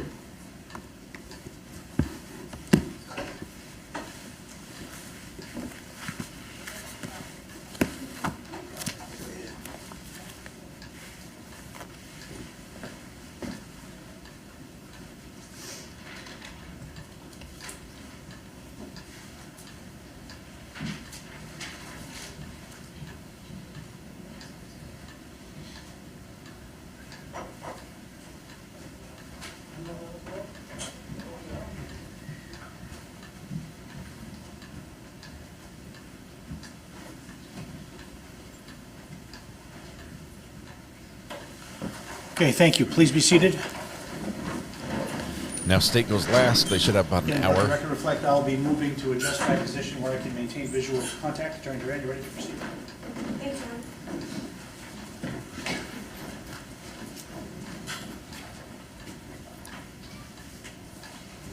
Just checking, Your Honor, you're all set? Yes. Ladies and gentlemen, this was not an accident. This was not defense of others. This wasn't done to prevent a kidnapping. It was murder. And he knows it. He knows. And that's why He's changed his story over time. He's taken time to craft what he's wanted to say. It's why he has changed what he told the police after he was caught to what he testified to on this stand. It's why he's tried to blame Caitlin Nafziger for her death. The real victim here, the victim that you're here to decide this case about, is the unarmed woman who the defendant shot in the head, who was sitting on the couch with a child. Yesterday, when he testified towards the middle of his cross-examination, he told you in his own words, live from the witness stand, why he shot and killed Caitlin. And he told you that in that moment, right before he got his gun, right before he pulled the trigger, that she hurt his daughter. His daughter. If you listen to defense counsel's opening, I lost track of the number of times that they described this child as his daughter. Caitlin Nafziger, according to the defendant, hurt his child. She hurt her by holding her tight, hurt her by pulling her close, hurt her by pulling the child away when the defendant tried to grab her.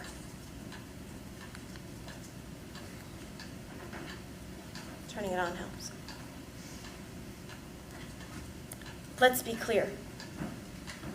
Caitlin was holding their child, her child, as much as his. A child she carried for 9 months, a child she gave birth to, a child that she could hold and bear hug and be with just as much as he could. They had equal rights to these children, rights they had been arguing about since August of 2023. On the day that the defendant killed Caitlin, he was angry. He was yelling. He didn't want to admit that during his testimony, right? I maybe yelled 1 to 2 sentences. The defendant needs to be in control. That is clear from his testimony. It is clear from his statement to the police. He is the person who operates best under stress. He needs to be the leader. He wants to have a plan, and you know what? Once a plan is made, there are no changes. Plans never change. But on that day, on February the 29th of 2024, the defendant was not in control of Caitlin. Defense counsel stood in front of you and said, think about how he felt that he might have to lose his children, that he couldn't hug them when he was taken into custody. He was asking Caitlin to drop her child, the youngest one off, their child, with him, to then see her daughter, their daughter, who she hadn't seen in a month and a half, sleep over and leave. Think about that day and what the defendant's behavior must have been. How his frustration over the situation, over the change in plan, turned to anger over the course of a day. It must have. It doesn't make sense that it wouldn't have. He didn't want Caitlin there in his apartment. He wasn't happy that she had spent the night. It wasn't part of his plan. He wanted her to leave. He testified and told the police that during that day on February the 29th, every 15 minutes or so, I think he said 15 to 30 on the stand, but he said 15 during his statement to police. Every 15 minutes for several hours, up to 5, he agreed with me yesterday, probably between noon and 5 p.m., he went to the room where Caitlin was playing with their daughters, and he asked her when she was leaving. He hovered in the doorway. Her being there wasn't part of his plan. He wanted the girls with him, and he wanted Caitlin gone. He told the police that. He told the police that he'd even discussed it with his mother. For at least 5 hours, every 15 to 30 minutes, he went to that doorway and he said, "When are you leaving?" He asked how she was leaving. "When is her ride coming?" And she was ignoring him. She wasn't ready to leave her children, their children, behind. The defendant was frustrated, but he became angry. He was angry because she wasn't doing what he wanted, wasn't following his plan. He was angry because she was ignoring his questions, because she didn't want to leave. He was angry because they were having the same dispute they'd been having since August of 2023.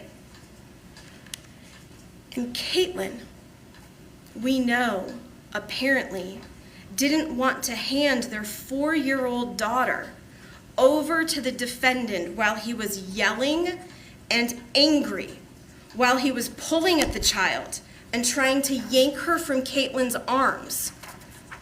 Caitlin knew how angry he was, and she knew that he was dangerous. She didn't know how much of a danger in that moment, but he'd show her. You know that Ayden told doctors at the hospital what happened.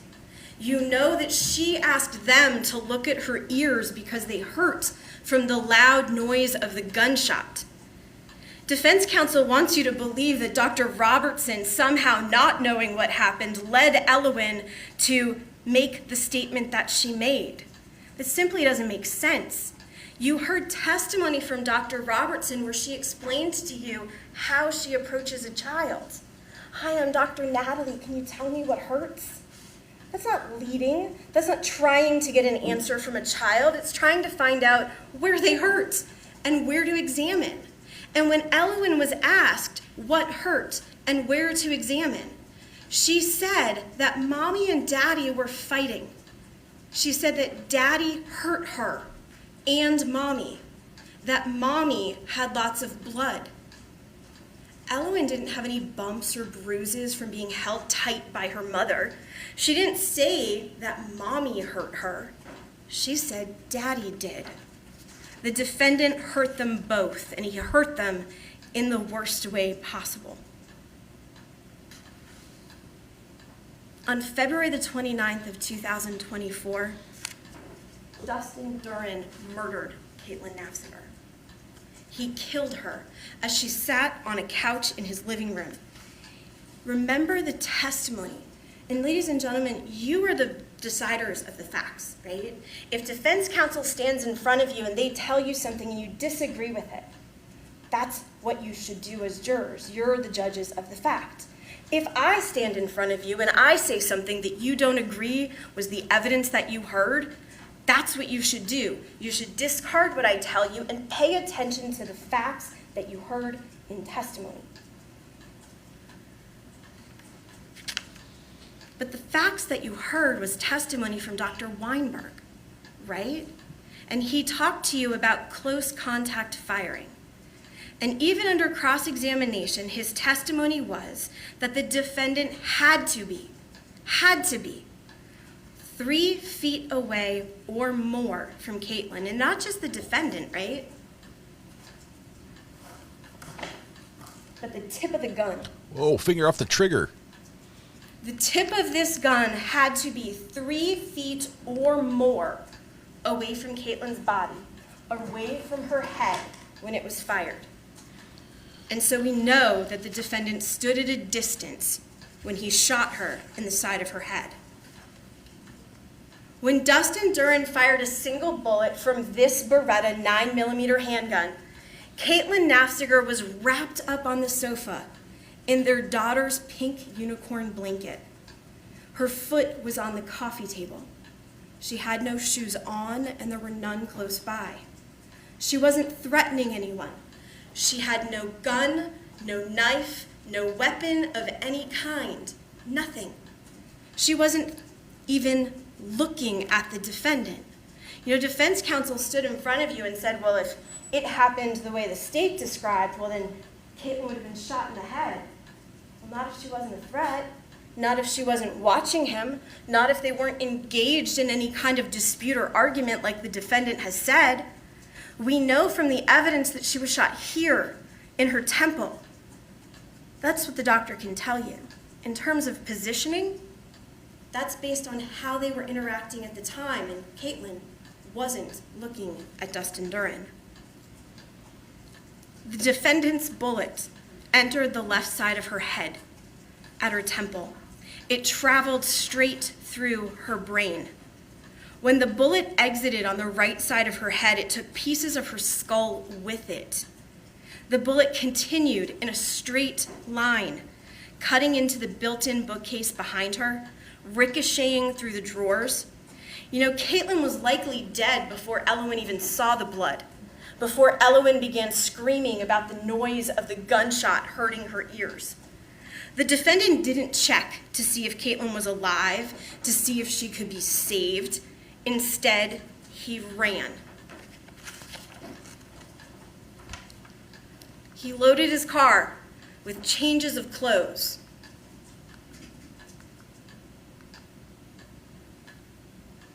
More than you needed for one night, more than you need for two. He put his desktop computer tower in the trunk. He turned out the lights, he turned the key in the deadbolt and locked the door. He drove south. He went dark. You know, defense counsel made it a point that you didn't need to know about his phone searches or his phone records. You know what they told you, those records? They told you when he left his house, which gives you an idea of when he killed Caitlin. Those records that you have in evidence show you that around 6 o'clock, between 5:30 p.m. and 6 p.m., on the 29th of February, the defendant began to leave his home. Caitlin was dead, and he was on the run. A person who's justified, who acted lawfully, who acted to defend someone, they do not run. They stay in place. They do the right thing. They ended the threat. They call the police and they tell them what has just happened. It's the first thing that they say. They yell it at the top of their lungs. They scream that they had no other choice. But the defendant didn't do that, and he didn't do that because he had choices. There were options that didn't involve putting a bullet through an unarmed woman's head. He knew then that what he had done was not justified.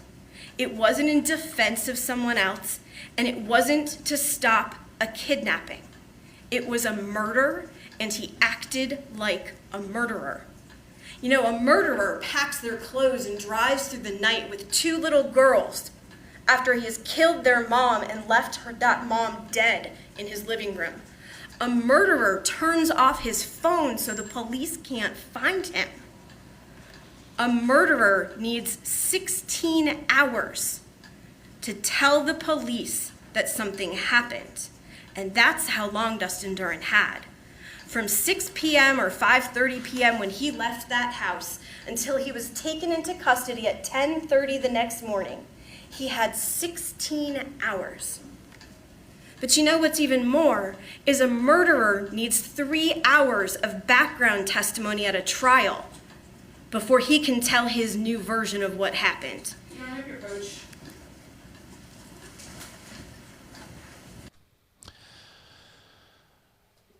All right, he has the right to testify, and this is an area you're not allowed to go into. I think this might be sustained by the judge.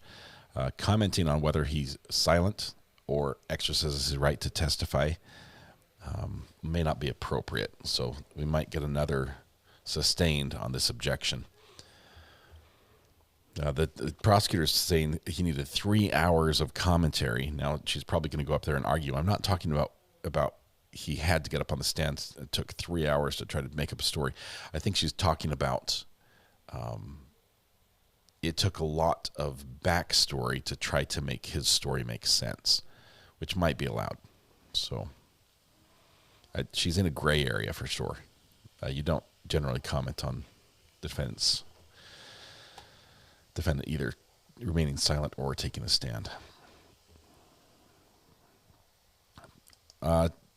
I think she's right up to the line. So I would say allow this, but the judge has not allowed things out of an abundance of caution, so much so.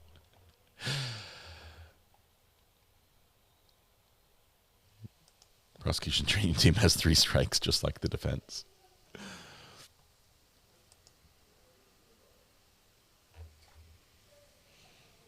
Man.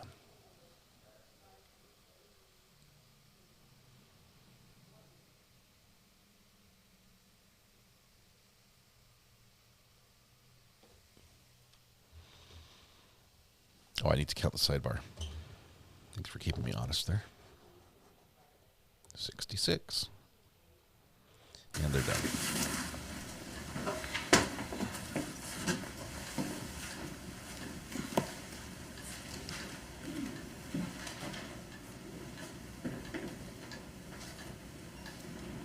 A murderer needs a year and a half to explain that his actions were an act of defense of others. It was sustained. You know, ladies and gentlemen of the jury, the defendant thinks in this case that he can fool you, that he can put this claim of defense of others in front of you, and that you will jump on it and detract from his actual actions and his intent. When you were chosen as jurors in this case, each of you individually, you brought your life experience with you. You brought your ability to make assessments and to make judgments, and you brought your common sense. You know, we keep a lot of things that you're not allowed to bring with you into the courthouse or bring with you into the jury deliberation room, but your common sense isn't one of those things. Your common sense and your knowledge about people, it stays with you when you come in the courthouse. It stays with you here in this courtroom, and it will sit with you as you go into that back room to deliberate. Your common sense and your experiences is why you were selected. And it gives you a framework and a basis to evaluate what happened on February the 29th of 2024. This is a framework that you can use to evaluate the witnesses, the testimony, and the evidence. Your common sense plus that evidence and plus the court's instructions are the tools that you have. They're the only ones we give you, but they're the tools that you have to fairly and impartially weigh the evidence in order to determine whether the state has proven beyond a reasonable doubt in this case that the defendant killed Caitlin Nafziger, and that when he did that, he was not acting in lawful defense of others to prevent a kidnapping when he shot her in the head. You, as I've explained, are also the judges of fact, and that is why you use your common sense to evaluate that testimony. You give the testimony of each witness what you believe it deserves, not what the state tells you and not what the defense tells you.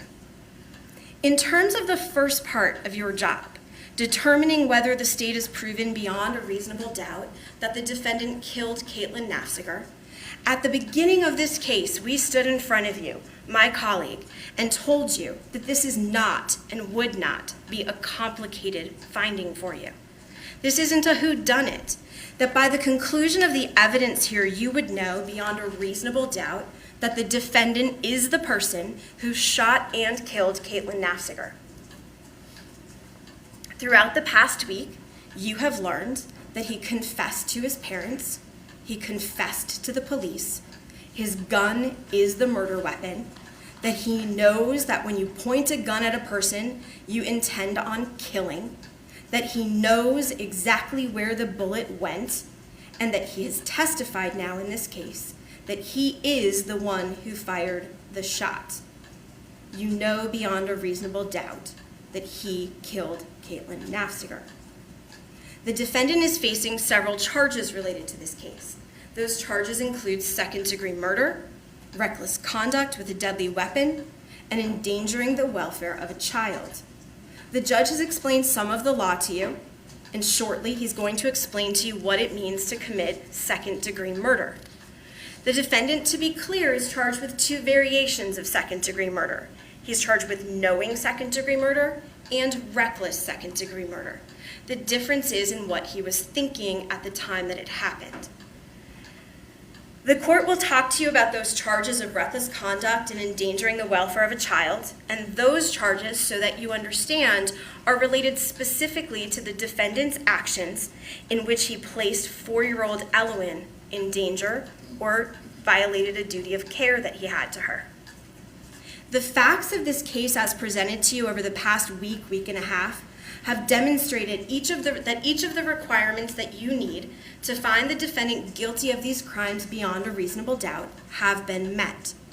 Let's demonstrate what I'm asking, or what everyone's asking you to do here. I want to look at the factors of second-degree murder. Up on the screen you have in front of you part of what the judge will instruct you on. The judge is the judge of the law, just like you are the judges of the fact. So his instructions will hold, okay? Now you have to decide whether the defendant caused Caitlin Nafziger's death. Again, this has been proven. The defendant admits that he was the person who pulled the trigger, that he shot Caitlin in the head. He caused her death. For knowing second-degree murder, you also have to consider whether the defendant acted with a knowing intent to cause her death.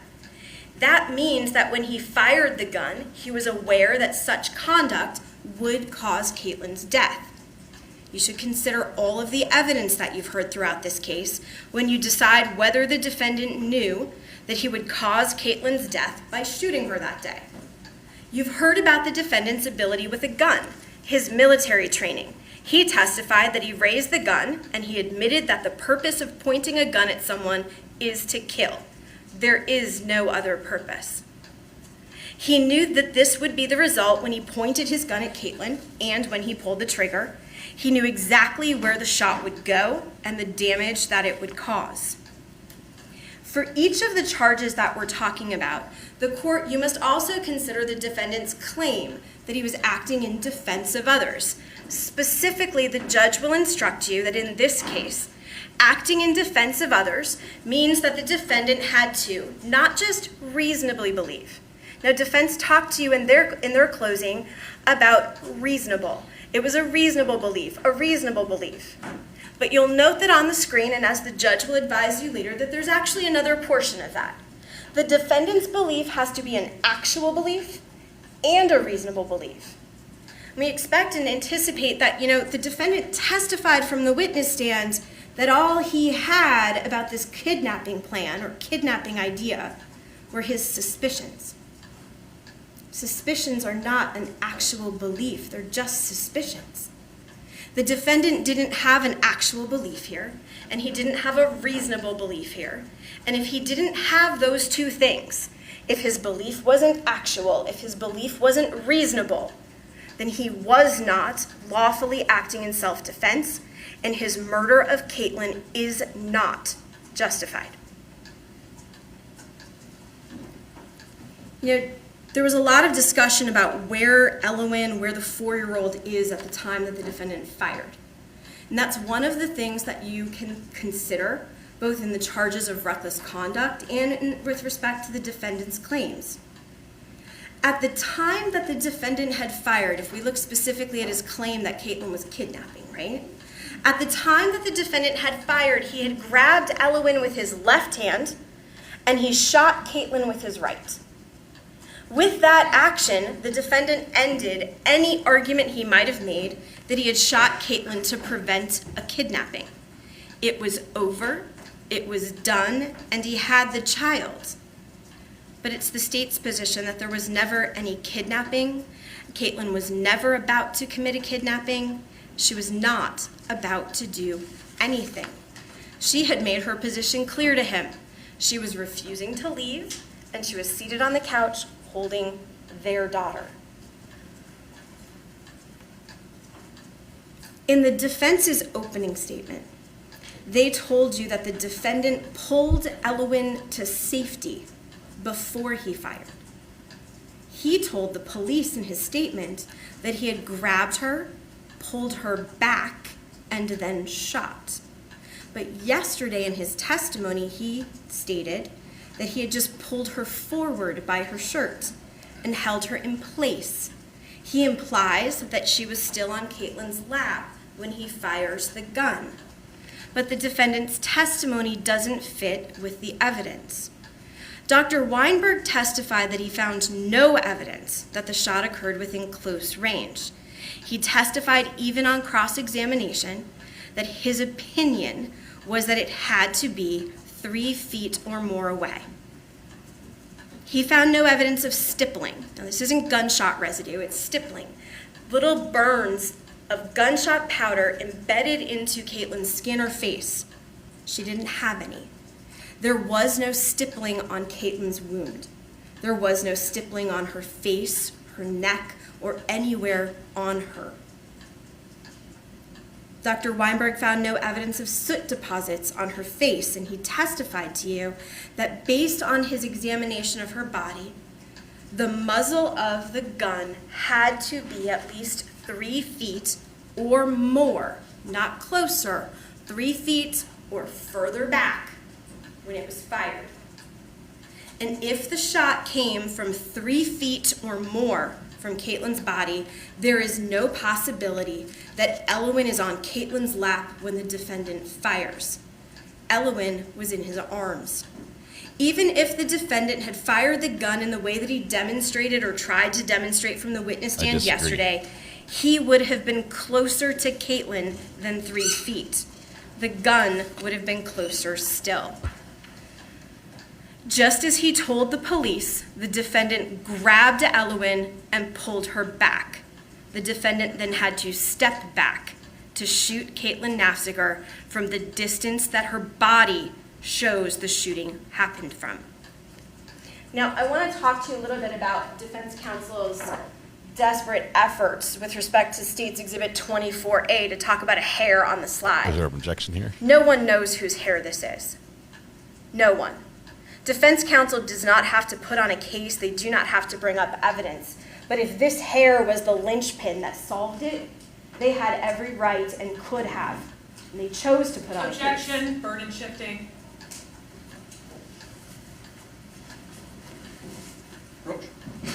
Approach, here we go, 67. Objection, burden shifting. What she's talking about there is you're saying that we have the obligation to prove that I'm not guilty, when it should be the state having the obligation to prove that I am guilty. I think the way she said it, she's okay. They had every right. They had every right to bring this and say, we want that tested. But they didn't. Why would defense not want that tested? Well, if it comes back and it's not her hair, if it's one of his hairs, that could be, it could be bad. It's easier to have something exist and say, could it be, than this is, right? Because then the science has to match up with what your story is. Right now, with there just being a hair that nobody knows, they can say it could have been this, and we have some evidence that could be construed to be that. Dustin had long hair, daughter had long hair, probably both daughters had long hair, and Caitlin had long hair. I think she worded it right, Lizzie, that they had the right to test it. I think she even said the sentence before is that they don't have to bring evidence, but if they wanted to test it, they could. So I agree. I think she's all right here, but she's gone as far as she can down this road. How come the burden hasn't shifted to defense? Doesn't normally in a self-defense case? No, the state always has to prove things. It goes like this. The state is saying this is murder. They have the burden to prove it's murder. The defense says this was self-defense. They have the burden to prove that it was self-defense, or at least put some evidence forward to that the jury could consider to say, yes, it was self-defense. Once they've met that burden of raising that self-defense claim, the burden shifts back to the state to prove that it wasn't self-defense. So the state carries the burden both times with the slight objection of the defense. Thank you, Amber. Let me know. With the defense proving that it was self-defense. Directly, if you can reach out to me. She is. We're half an hour into the state's closing, so we're halfway through their presentation, and we're right where we should be with these sidebars. The defense got 3, and we get 3, I guess. Thank you, Amber.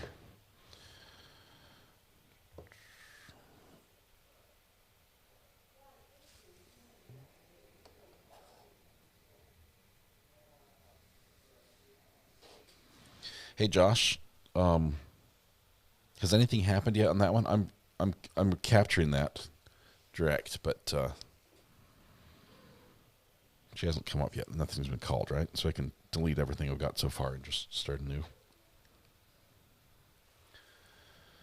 Sorry, we're following many courtrooms right now.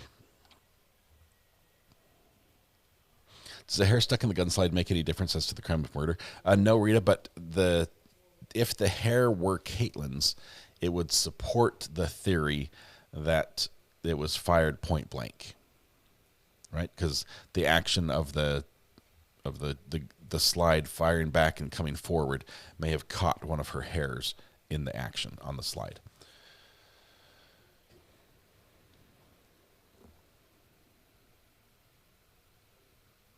State isn't the least bit surprised by these sidebars. No. Did I count this one already? 67? Or should we be 68 or are we at 67?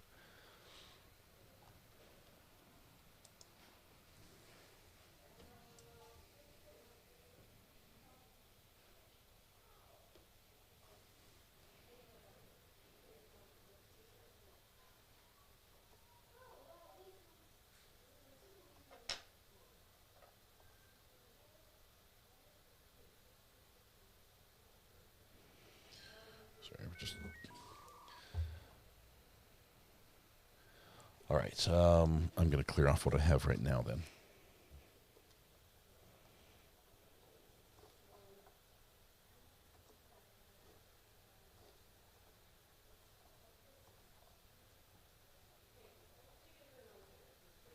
All right.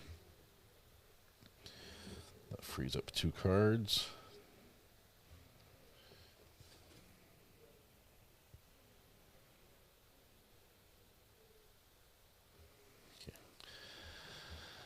All right, looks like they're done here at the bench. State looks pretty happy. I'm going to strike the last sentence from the state's argument and 2 other comments. The defendant had no burden to test any evidence in this case. And in fact, the defendant has no burden to produce any evidence in this matter. So with those instructions, I'll allow the state to continue. Thank you, Your Honor. They all get 3 strikes. Ladies and gentlemen of the jury, defense counsel kept showing you this photograph, the word hair, because there was a hair in the slide. And they want you to somehow put together and believe that that is Caitlin's hair, because that would somehow show you and prove by their theory that the defendant was closer than 3 feet. That you should use the fact that there's a hair on the gun, a gun that was next to the defendant, next to his child, in a pocket inside of a door in a car, and that you should somehow use this missing hair that hasn't been tested to decide that that means he was closer. That you should use this hair to disregard the testimony, the evidence, and the expert opinion of Dr. Weinberg. That doesn't do this. There's no inference as to whose hair. You know, I think we all understand, especially possibly the women on the jury, that hair falls out. It's everywhere. Hair on a gun isn't an inference that you can make. It doesn't matter whose hair it was. None of it would show that Dr. Weinberg's testimony is called into question. Dr. Weinberg, who testifies that this gun, the muzzle of it, the very tip, was at least 3 feet away from Caitlin when it was fired. Just point it right at the clerk. 3 feet from here to Caitlin. At least her finger was off the trigger that time. Hurricane just made landfall in Jamaica. 175-mile-an-hour winds. From evidence. You cannot make jumps or wild conclusions.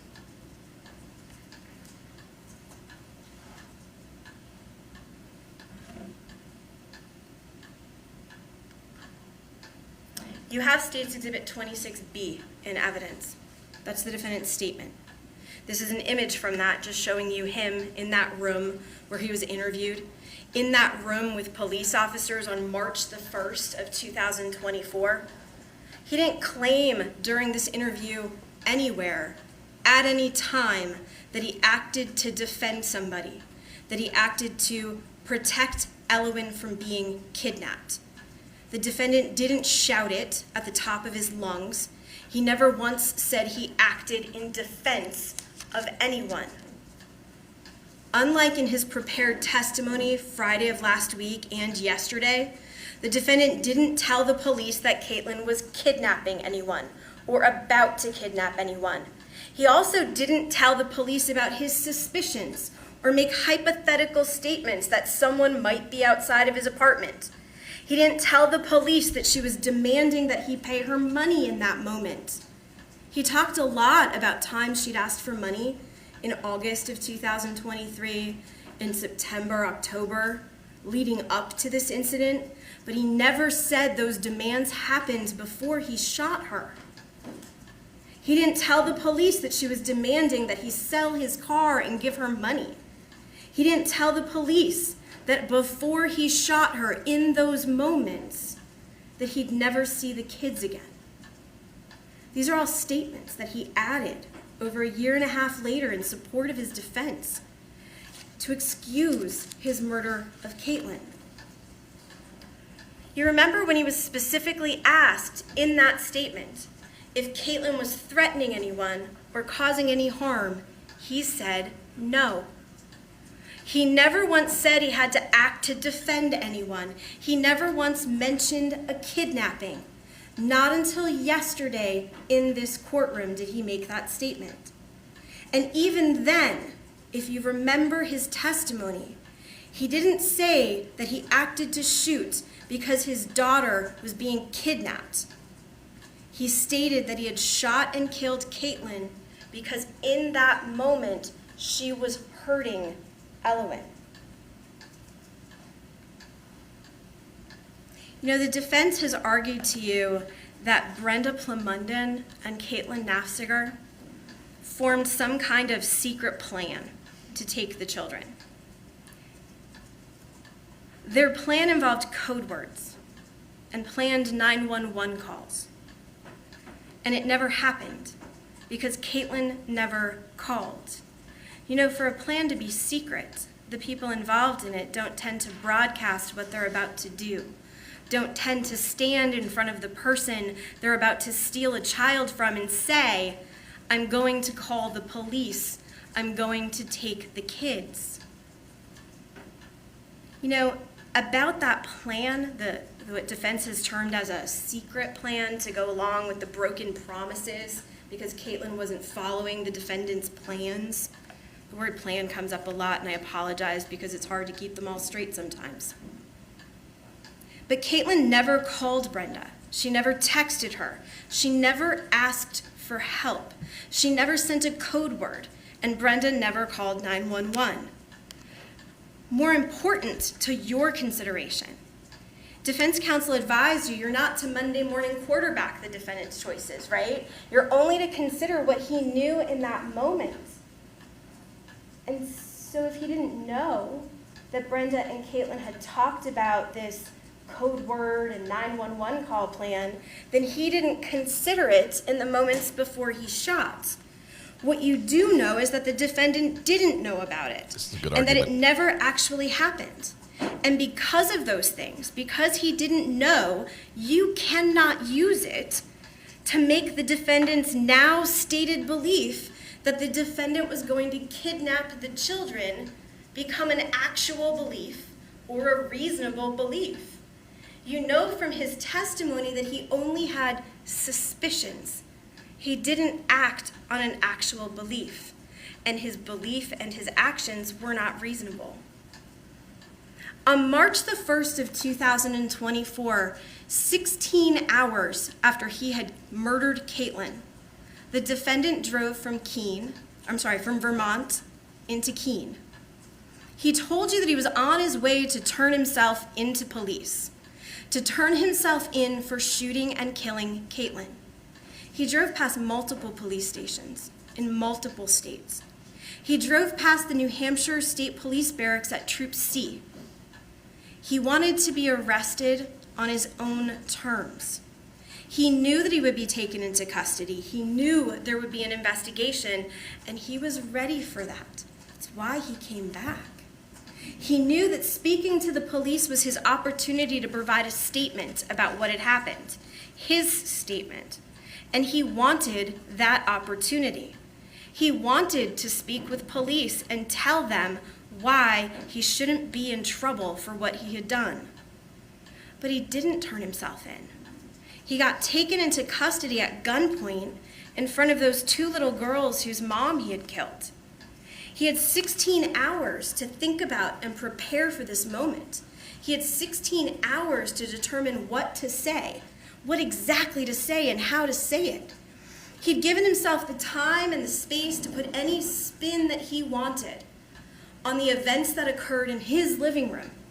He'd had time to consider what it was he was going to tell police, how he would portray himself, how he would portray Caitlin. Besides his 4-year-old daughter, there was no one to contradict him.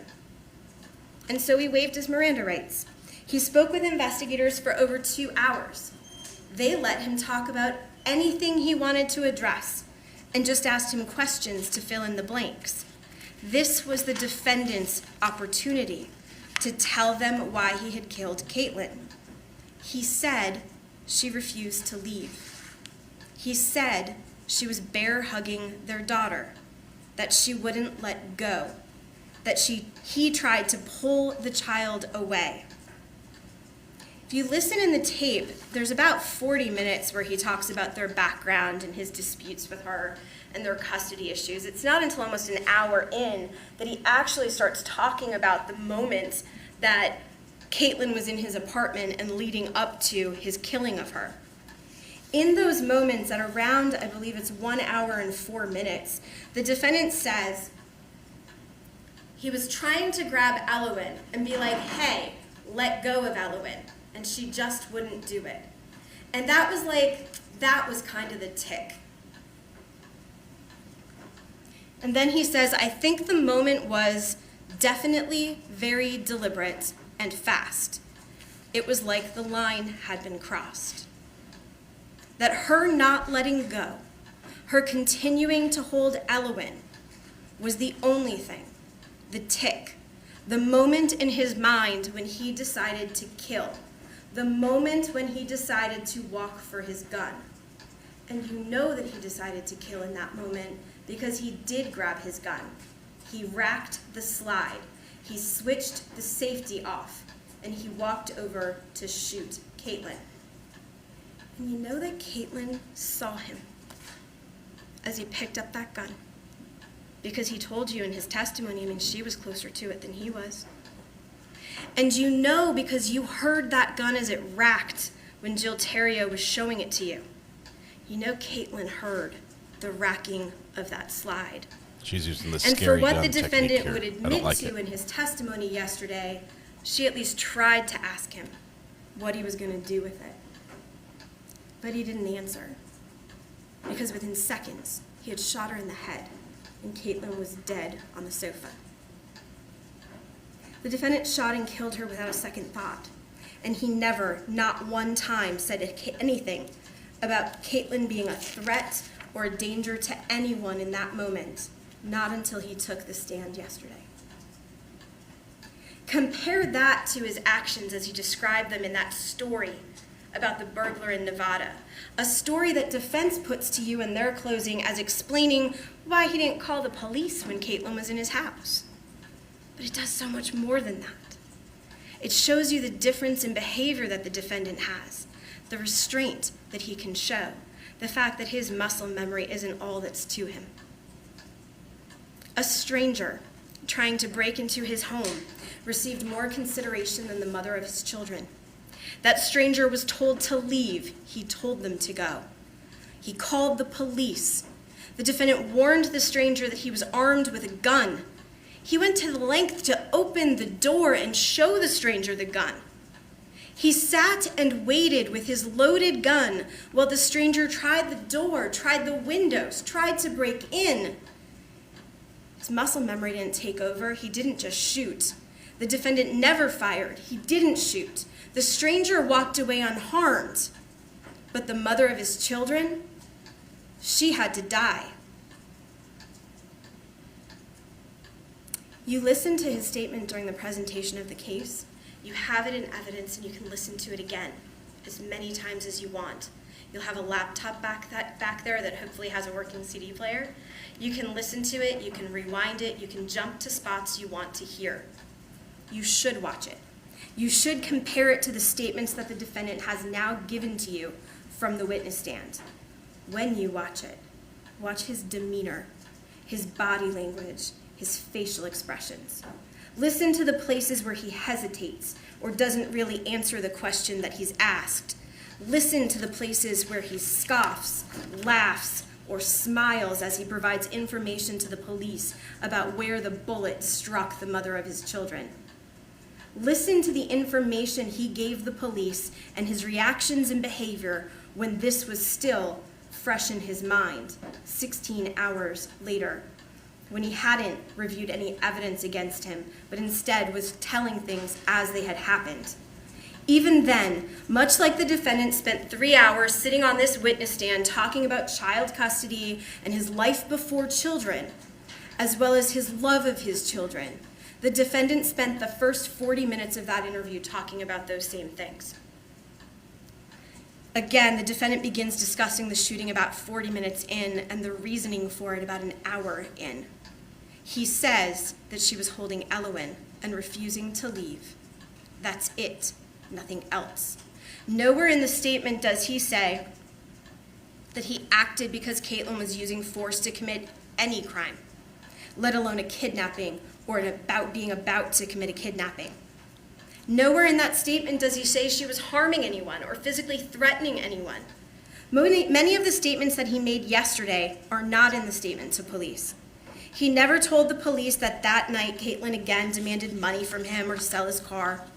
He never told the police that he was concerned that Caitlin could reach for a gun. He never told the police that Caitlin put her foot on the table and tried to use that to push away from him.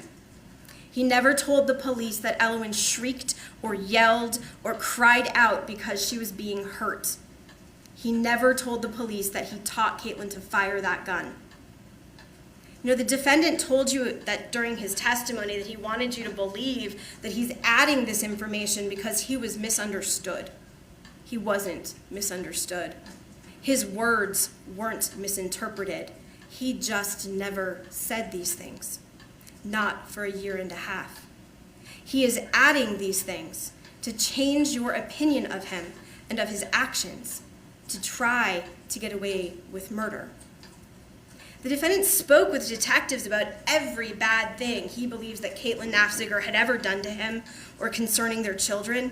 Is there any doubt in your minds that if she had said all these things he added from the witness stand, that he wouldn't have included them for the police?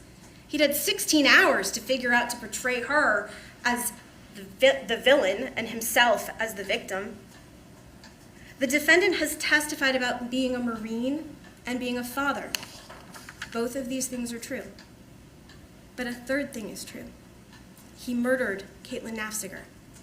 He killed her out of anger, anger that she was questioning his plans, anger that she was remaining in his house and wasn't leaving like his plan said she would. You got to hear those 3 hours of testimony in which the defendant spoke about his history and his love of his children. You'll never hear Caitlin Nafziger's history or about her love of being a mom, about her love for those same children, children she carried to term, her memories of their first years. You won't hear about Elowen's first Christmas when she was just 2 weeks old. All you got to hear was when Brenda Plamondon told you that Caitlin was so loving and so happy to be a mom. You don't get to hear Caitlin's story about those last moments of her life. She isn't here because the defendant killed her. The defendant killed her out of anger. He killed her because he wasn't going to lose power over her, he couldn't control her, and he wasn't going to swallow his pride again. The defendant is bigger and stronger and heavier than Caitlin Nafziger. He talked with detectives about whether she'd ever been violent with him, and he told them he would never have registered it because she was so tiny. She couldn't hurt him if she tried. Not then, not ever. And one thing the defendant never said, not once, not during any statements with the police and not from the witness stand, is that Caitlin never, ever hurt their children. There's no evidence that he even would try to say that. Now, the defendant wants you to believe that he shot this small, unarmed woman in defense of others, that this murder was justified, that he had no choice, that his use of force was somehow proportional, because the judge will explain to you that his use of force has to be proportionate to what he is responding to. The defendant wants you to believe that what he did was reasonable. He wants you to find that Caitlin was committing or about to commit a kidnapping when he killed her, that she posed a danger when he killed her, and that this makes his killing valid, that he was right to shoot her in the head. All of this despite his clear testimony that he had shot and killed her just because she had hurt their child in the moment before the shot rang out. In order for you to find the defendant not guilty in this case, you would have to find that he acted in defense of others, that he both actually and reasonably believed that the mother of his children was committing a kidnapping or attempting to commit a kidnapping in that moment. Again, the defendant himself testified that he had suspicions, but you cannot kill someone over suspicions. It's not an actual belief, and it is not reasonable. The defendant testified that Caitlin was threatening to call the police, that she threatened to take the children, but you cannot kill someone over a threat. That is not reasonable and is not an actual belief. There is nothing in the defendant's statements to police or even his testimony that demonstrates that deadly force was necessary or proportionate to the reason that he said he fired. He was a Marine. He was trained in martial arts. She was unarmed. The defendant didn't use deadly force because he had no other choice. He shot an unarmed woman in the head. He murdered Caitlin. You have an evidence State's Exhibit 9A. So just blown up for the purpose of presentation.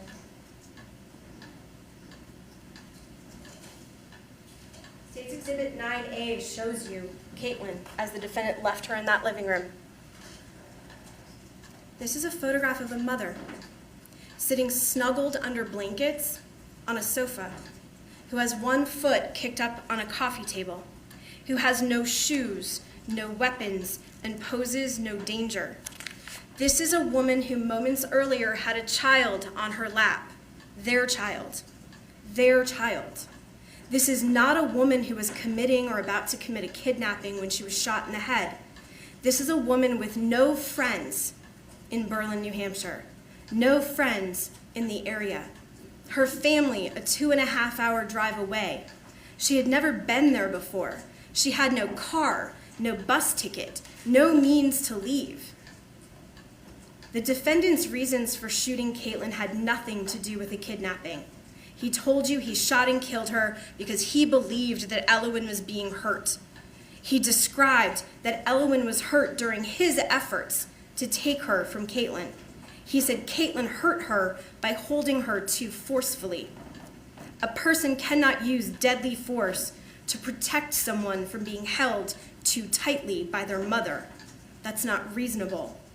The defendant did not have an actual or a reasonable belief that Caitlin was kidnapping or about to kidnap these children. There's no justification, no excuse. This is not a reasonable use of deadly force. The facts tell you that. The law tells you that.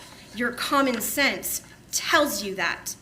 The defendant shot this unarmed woman in the head while she was sitting on a couch, wrapped in a pink unicorn blanket. He shot her because she refused to leave, and was holding their daughter. This wasn't an accident. It wasn't self-defense. It wasn't to prevent a kidnapping. It was murder, and he knows it. And now, so do you. The time for excuses is over. Please find him guilty of all of these charges. Wow. She delivered there at the end quite effectively. I think she hit the points she needed to, especially regarding the condition of Caitlin at the scene. I think that's one of the strongest points of evidence against. Well, you can't see the judge. In this case, I do think it's appropriate to take a brief break before I provide you with my instructions. So we're going to take a break and move the TV. 11:35, you'll hear my instructions. After that, you will be ready to deliberate. And until then, again, until you have my instructions, I instruct you not to discuss the case with anyone amongst yourselves. And if anyone does so, please report that to a bailiff. As soon as we're back, I'll complete my instructions to you. And at that point, you can deliberate. Thank you. Please rise for your all rise. So they both took about the same amount of time once you take the sidebars into it. She took about 55 minutes on her closing. The other one took about 103. Once you work the extra sidebar time in, I think it's about 6s. I think the state did well on here, and the state gets the final say. This New Hampshire, the defense goes first, and the state goes second. It's not bifurcated like most states where you have the state going first, defense, and then the state going second as well, or third as well. So pretty good. I think she locked it down. But once again, we are in New Hampshire, and New Hampshire is second only to Florida in anything can happen here. So while they move the furniture and pull up the cords and move the TV, what they're doing right now, the TV's going to be moved, so the judge will be able to go back to his spot. We can cover up the witness stand. We don't need the witness stand now. Move the TV over there. All right. We're going to take a couple-minute break. Time to go to the store during instructions. Quick update. Landfall did occur in Jamaica. This is, if you know where Montego Bay is, it's directly on the south side of the island from Montego Bay, right around, I think it was Crawford area. That point just around Crawford is where landfall occurred. They said it was 175-mile-an-hour winds was the initial indicator when it did make landfall, and it is a beast. It is a monster down there. So pray for Jamaica. They're going to need all the help they can get here. I like the little judge in the corner. Yeah, he's coming back though. KPE Media. Please go by. I like Ryan Holyall. I also like Max Velocity. They're both YouTube meteorologists and YouTube weathermen. I like them both, and I've got them actually both streaming. They're nearly identical. Ryan Holyall sort of designed some of his own. He's big enough that he's designed his own software, the Y'allbot and everything else. He's got like 78,000 people watching him right now. Let's see, Max Velocity. It's loading slowly, just 1 second. Max Velocity had a couple people on the ground for some ground truth that Ryan didn't have, which was cool. His page is down. What happened? Hold, please.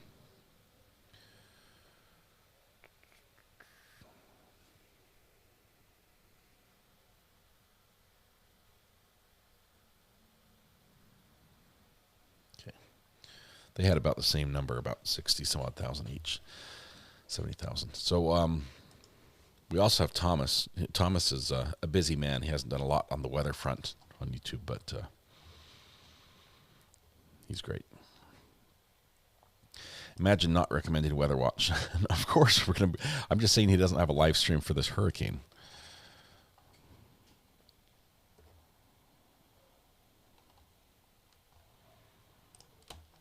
My YouTube subscriptions. RA, Weather Watch, Ayden. Like it, Greeners. That's good. One thing I hadn't thought of is that Dustin was trying to take the kids. He stated he did. That's what he wanted. He wanted the kids and he wanted her gone. That would be mission accomplished for him.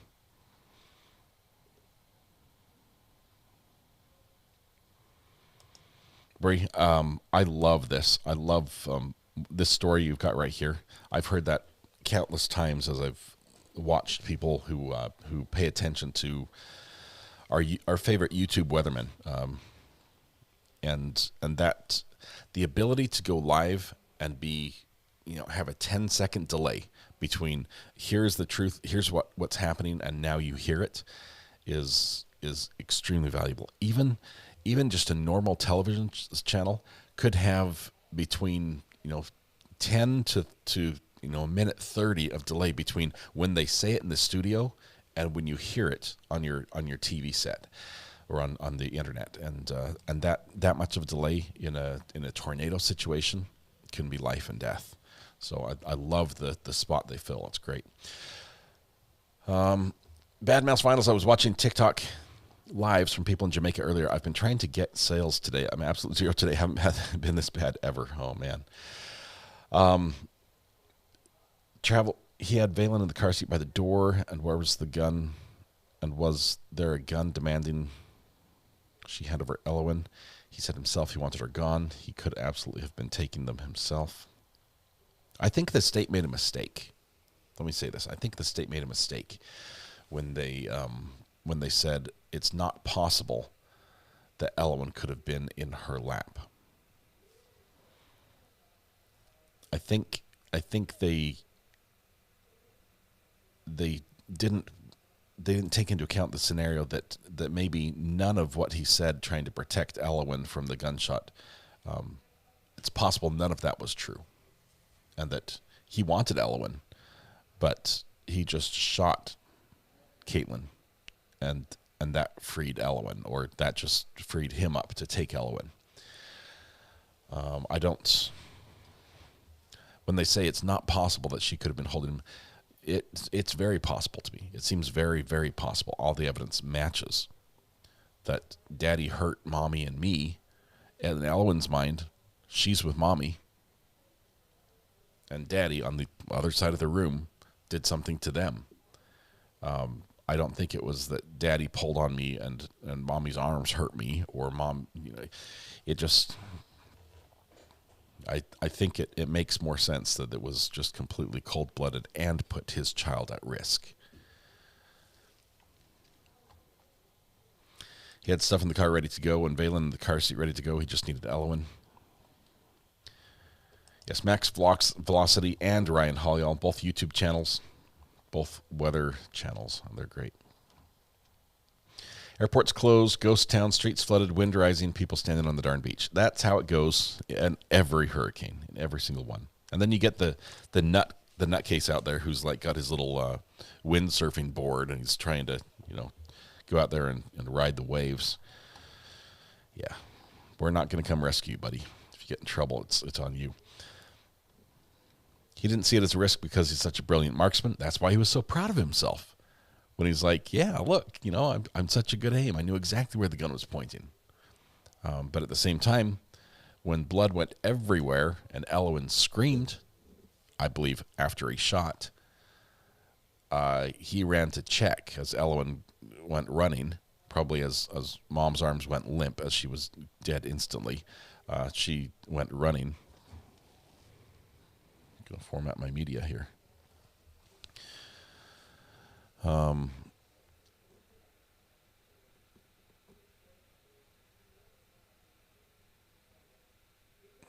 Let's see. She went running. He went and checked to make sure she wasn't. So that's why he was checking her head to make sure there wasn't any injury there, because he knew how close it was to the gunshot.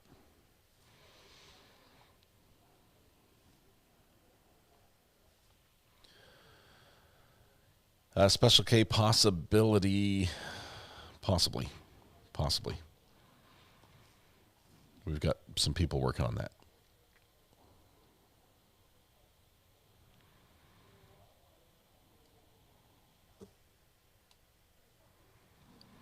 cameraman's looking at his pre-recorded videos.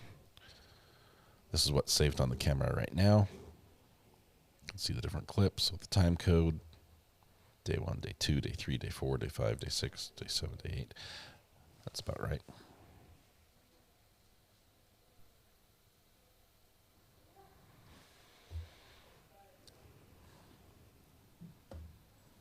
Anyway.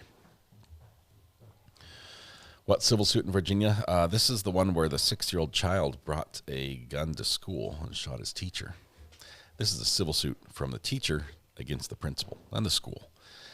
$40 million civil suit. I'm just getting started, so we might be popping in up there. That would be an interesting one.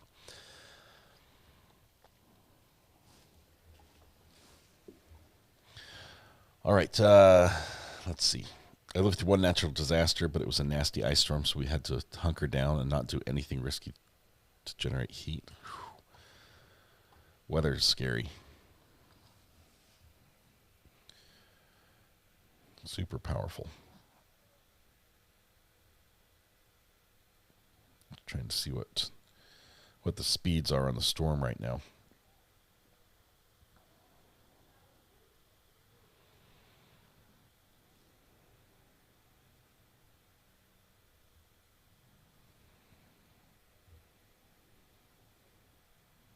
It's over 185 mile an hour winds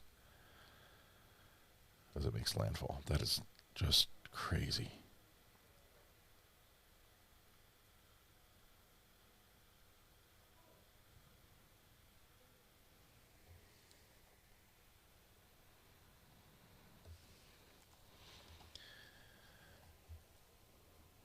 I like the idea of covering a type of case we haven't seen before. That Virginia case would fit the bill, wouldn't it? It does. It definitely does. It's civil, so it's very different, but it's high profile.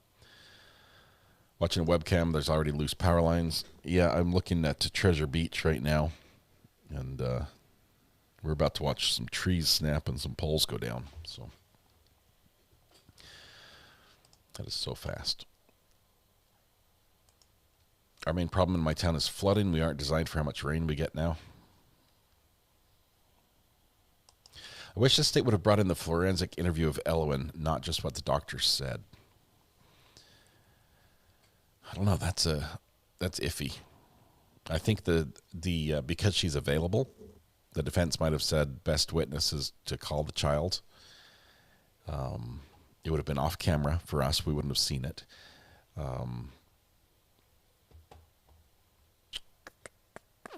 I don't know. It could have been so traumatic for the child that whoever called the child would basically be blamed for that trauma. And if the state called the child, the jury could hold that against them. So it's a tough one.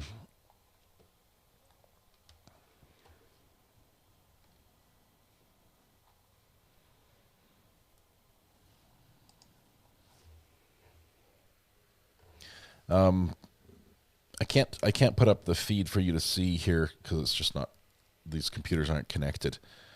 But I think it's JP Photography. Is it JP Photography or JS Photography? Let me look.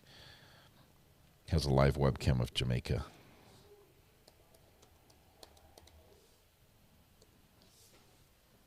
Nope, not JP. It might be JS.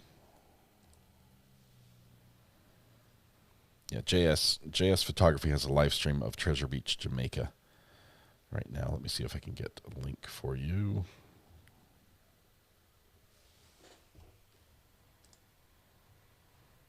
Can't. JS Photography. If you just put that in your search field, in an extra browser, you can see that. It's basically just rain. I mean, the picture's gone now. You can barely see anything because there's so much rain.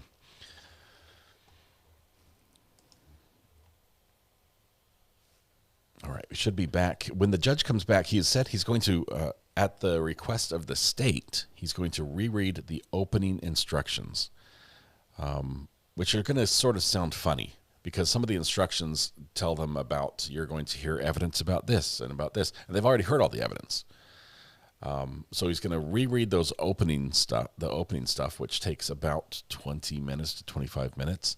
And then he's going to read the closing instructions, which include the deliberation instructions, the jury foreman instructions, all the verdict forms and everything, and all of that together.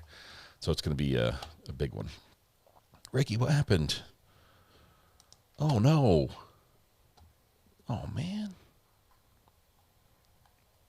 I am so sorry. That is a bummer. I'm hoping that another door opens for you here soon.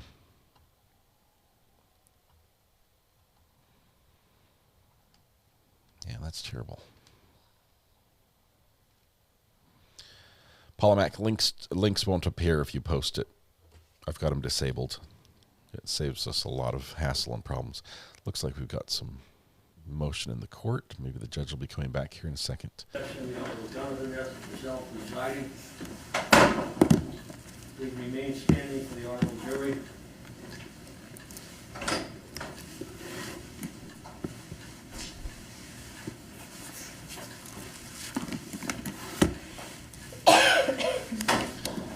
The judge reading all these instructions will finish these and send the jury to lunch and to start deliberating. So we get an hour of lunch.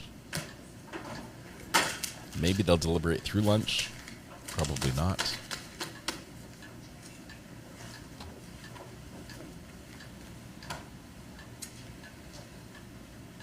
There you go, Ricky. I'm not sure if Wisconsin's in your future, but Ivan can hook you up.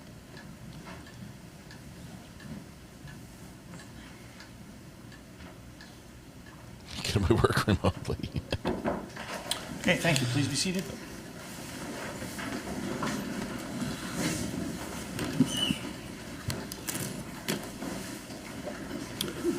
Members of the jury, at the beginning of the trial, I gave you some general instructions as to the law that applies to this case in order to give you some guidance as you considered the evidence in this case.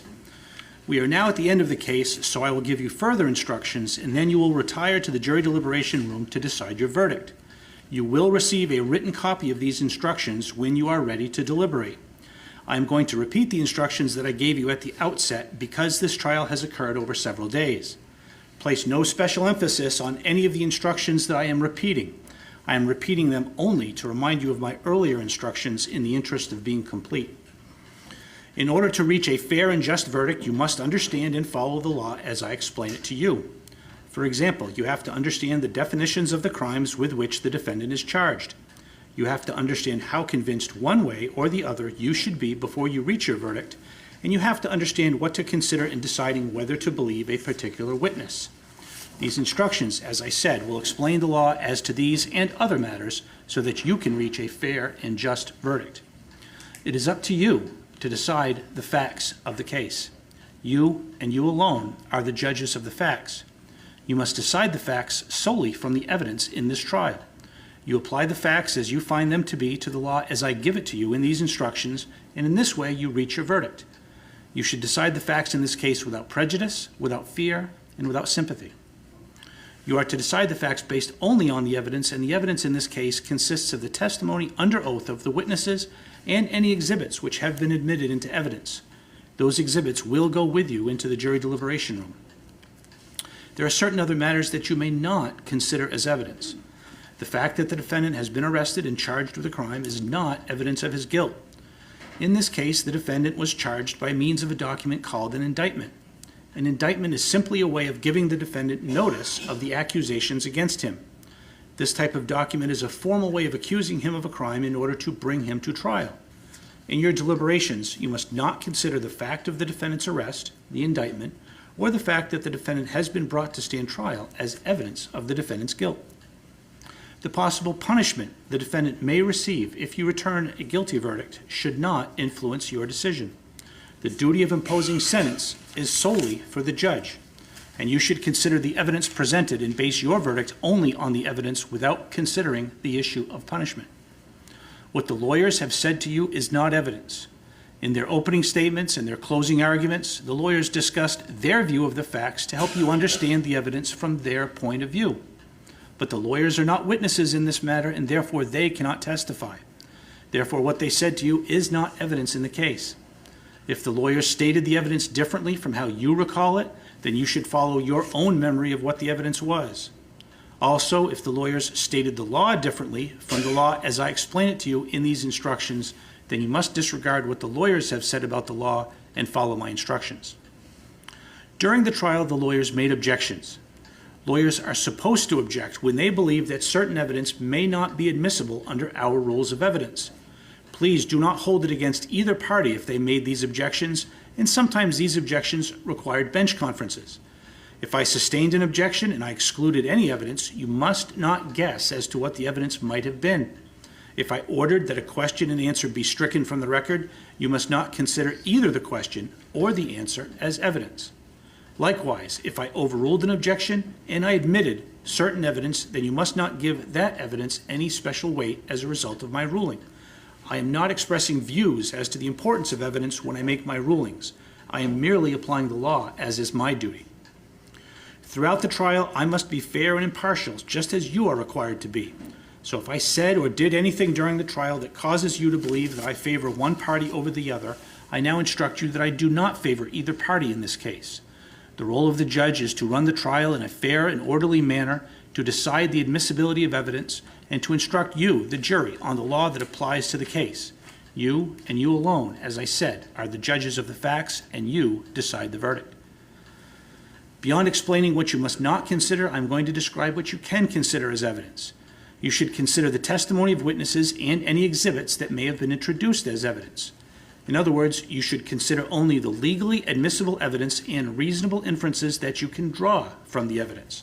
By reasonable inferences, I mean conclusions which reason and common sense lead you to draw from the facts that are proven to your satisfaction. There are two ways for a party to prove a particular fact in the case, either through direct evidence or circumstantial evidence. Direct evidence is direct proof of a fact, such as the testimony of a witness based upon personal knowledge. That is, what the witness actually saw, heard, or otherwise directly experienced. Circumstantial evidence is indirect evidence, which tends to prove a disputed fact by proof of other facts. In other words, circumstantial evidence is proof of a chain of facts and inferences that tend to prove whether the defendant is guilty or not guilty. Let me give you a brief example to demonstrate the difference between direct and circumstantial evidence. Assume that when you enter the courthouse, it is cloudy outside. While you are in court, you see someone come into the building who is wearing rain boots. The person is soaking wet and they are closing an umbrella. If you could actually look out the window and see for yourself that there is rain falling from the sky, that would be direct evidence that it is raining outside. In contrast, if you cannot see for yourself whether it is raining outside, you could consider the facts and circumstances of the person you observed entering the court with the rain boots and umbrella to determine whether it is raining outside. That is an example of circumstantial evidence. You should consider both types of evidence, direct and circumstantial evidence. There is no legal distinction between the weight of direct evidence as compared to circumstantial evidence. You are permitted to give equal weight to both, but you must decide how much weight to give any evidence, whether it be direct or circumstantial. There is, however, a rule relating to circumstantial evidence that you must keep in mind. If the state presents only circumstantial evidence to prove one or more elements of a charged offense, then in order to convict, you must find that the totality of the evidence as to those elements excludes all reasonable conclusions other than guilt. This means that if it is reasonable to arrive at two conclusions, one consistent with guilt and one consistent with innocence, This means that if it is reasonable to arrive at two conclusions, one consistent with guilt and one consistent with innocence, then you must choose the reasonable conclusion consistent with innocence. In determining whether all reasonable conclusions other than guilt have been excluded, you should not consider any item of circumstantial evidence in isolation. Rather, you should consider each item of circumstantial evidence in the context of all the other evidence. You must understand, however, that this circumstantial evidence rule does not apply to direct evidence. If there is a conflict between two or more witnesses who offer direct evidence concerning certain facts, you must decide which witness to believe. For example, suppose there are two eyewitnesses to a crime, and one testifies that the defendant committed the crime, and the other testifies that the defendant did not commit the crime. This presents a situation where there is a conflict in the direct evidence. In this situation, you, the jury, must decide which witness to believe and whether, based upon all of the evidence, the state has proven the defendant's guilt beyond a reasonable doubt. Similarly, if only one witness provides direct evidence concerning an offense charged, then you must decide whether to believe that particular witness, considering the factors I have already outlined and any other considerations you would ordinarily use in deciding whether to believe a person based on your common sense and good judgment. Now, in reviewing the evidence, you should consider the quality of the evidence and not the quantity. It is not the number of witnesses or the quantity of the evidence that is important, but the quality of the evidence. That is, how persuasive the evidence is to you. In summary, you should consider all the evidence in the case and decide whether the state has proven the defendant guilty beyond a reasonable doubt. In deciding this case, you must decide the credibility of witnesses. That is, it is up to you to decide who to believe. If there is any conflict between the witnesses, then you must resolve the conflict. Simply because a witness has taken an oath to tell the truth does not mean that you have to accept the testimony as true. Use your common sense and judgment. Consider factors you use in deciding important issues in your everyday lives.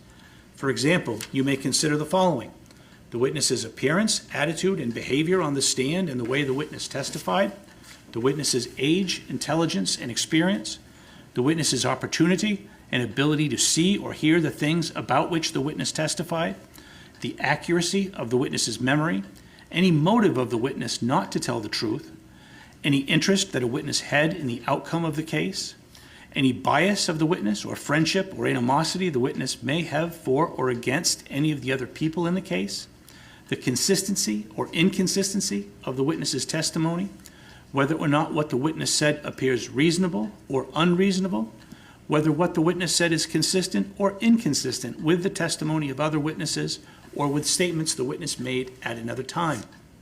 In deciding which witnesses to believe and how much of their testimony to believe, you should consider both the direct and cross-examination of the witnesses. If you believe that part of a witness's testimony is false, you may choose to distrust other parts also, but you are not required to do so. Inconsistencies and contradictions within a witness's testimony or between witnesses do not necessarily mean that you should disbelieve the witness. It is possible for honest people to witness the same event and see or hear things differently. You should evaluate inconsistencies and contradictions and determine whether they are important or unimportant. You need not believe any witness even though the testimony is uncontradicted. Nor are you required to accept testimony as true simply because some or even all of the witnesses agree with each other. You may find the testimony of one witness or of a few witnesses more persuasive than the testimony of a larger number. The principles I have outlined regarding judging the credibility of witnesses apply to all witnesses, whether they are ordinary civilians, police officers, or otherwise. In short, you should consider the testimony of each witness and give it the weight you think it deserves. You can accept all of what a witness says, you can reject all of what a witness says, or you can accept some of it and reject some of it. It is up to you. Now, I've addressed what you should not consider and what you should consider in reaching a verdict. I'm now going to discuss how convinced one way or the other you must be, and this is referred to as the burden of proof. Under both our state and federal constitutions, all defendants in criminal cases are presumed to be innocent until proven guilty beyond a reasonable doubt. The burden of proving guilt rests entirely on the state. The defendant does not have to prove his innocence. The defendant enters this courtroom as an innocent man, and you must consider him to be an innocent man until the state convinces you beyond a reasonable doubt that he is guilty. If, after all the evidence and arguments, you have a reasonable doubt as to whether the defendant committed any one or more elements of the offense, then you must find him not guilty. Ladies and gentlemen, a reasonable doubt is just what the words would ordinarily imply. The use of the word reasonable means simply that the doubt must be reasonable rather than unreasonable. It must be a doubt based on reason. It is not a frivolous or fanciful doubt, nor is it one that can easily be explained away. Rather, it is such a doubt based on reason as remains after consideration of all the evidence that the state has offered against it. The test you must use is this: if you have a reasonable doubt as to whether the state has proven any one or more of the elements of the crime charged, you must find the defendant not guilty. However, if you find the state has proven all of the elements of the offense charged beyond a reasonable doubt, you should find the defendant guilty. Members of the jury, you must consider all of the instructions I give you, regardless of any opinion you may have as to what the law ought to be. The law, as I explain it to you, is the law you must follow in reaching your verdict in this case. Remember, all of the instructions I have given you throughout the case should be considered as a whole. So do not single out any particular instruction for special emphasis. As I told you at the outset, you will have a complete written copy of these instructions to have with you in the deliberation room. A crime is any breaking of a law for which the law provides punishment. All crimes have at least two parts. One, a criminal state of mind, and two, an act. In deciding whether a person is guilty of a crime, it is absolutely necessary for you to know both what the person's actions were and what his state of mind was. The phrase state of mind refers to what a person mentally believes his physical acts will accomplish. The word act refers to a physical deed. Thus, for a person to be guilty of a crime, he must have done the following two things. First, he must have had the required state of mind, and second, he must have physically acted to do something that is criminal. Unless a person both had the required mental state and acted to do something criminal, that person has not committed a crime. This means that if a person either did not have the required mental state, or if a person did not physically act to do something criminal, then he is not guilty of a crime. Remember that the reason crimes are given different names is that each refers to either a different mental state, or a different act, or a different mental state and a different act. Many persons do not realize that sometimes the only reason two identical acts are given different names is that they refer to different mental states. For example, let us assume that two drivers of automobiles hit someone crossing a street.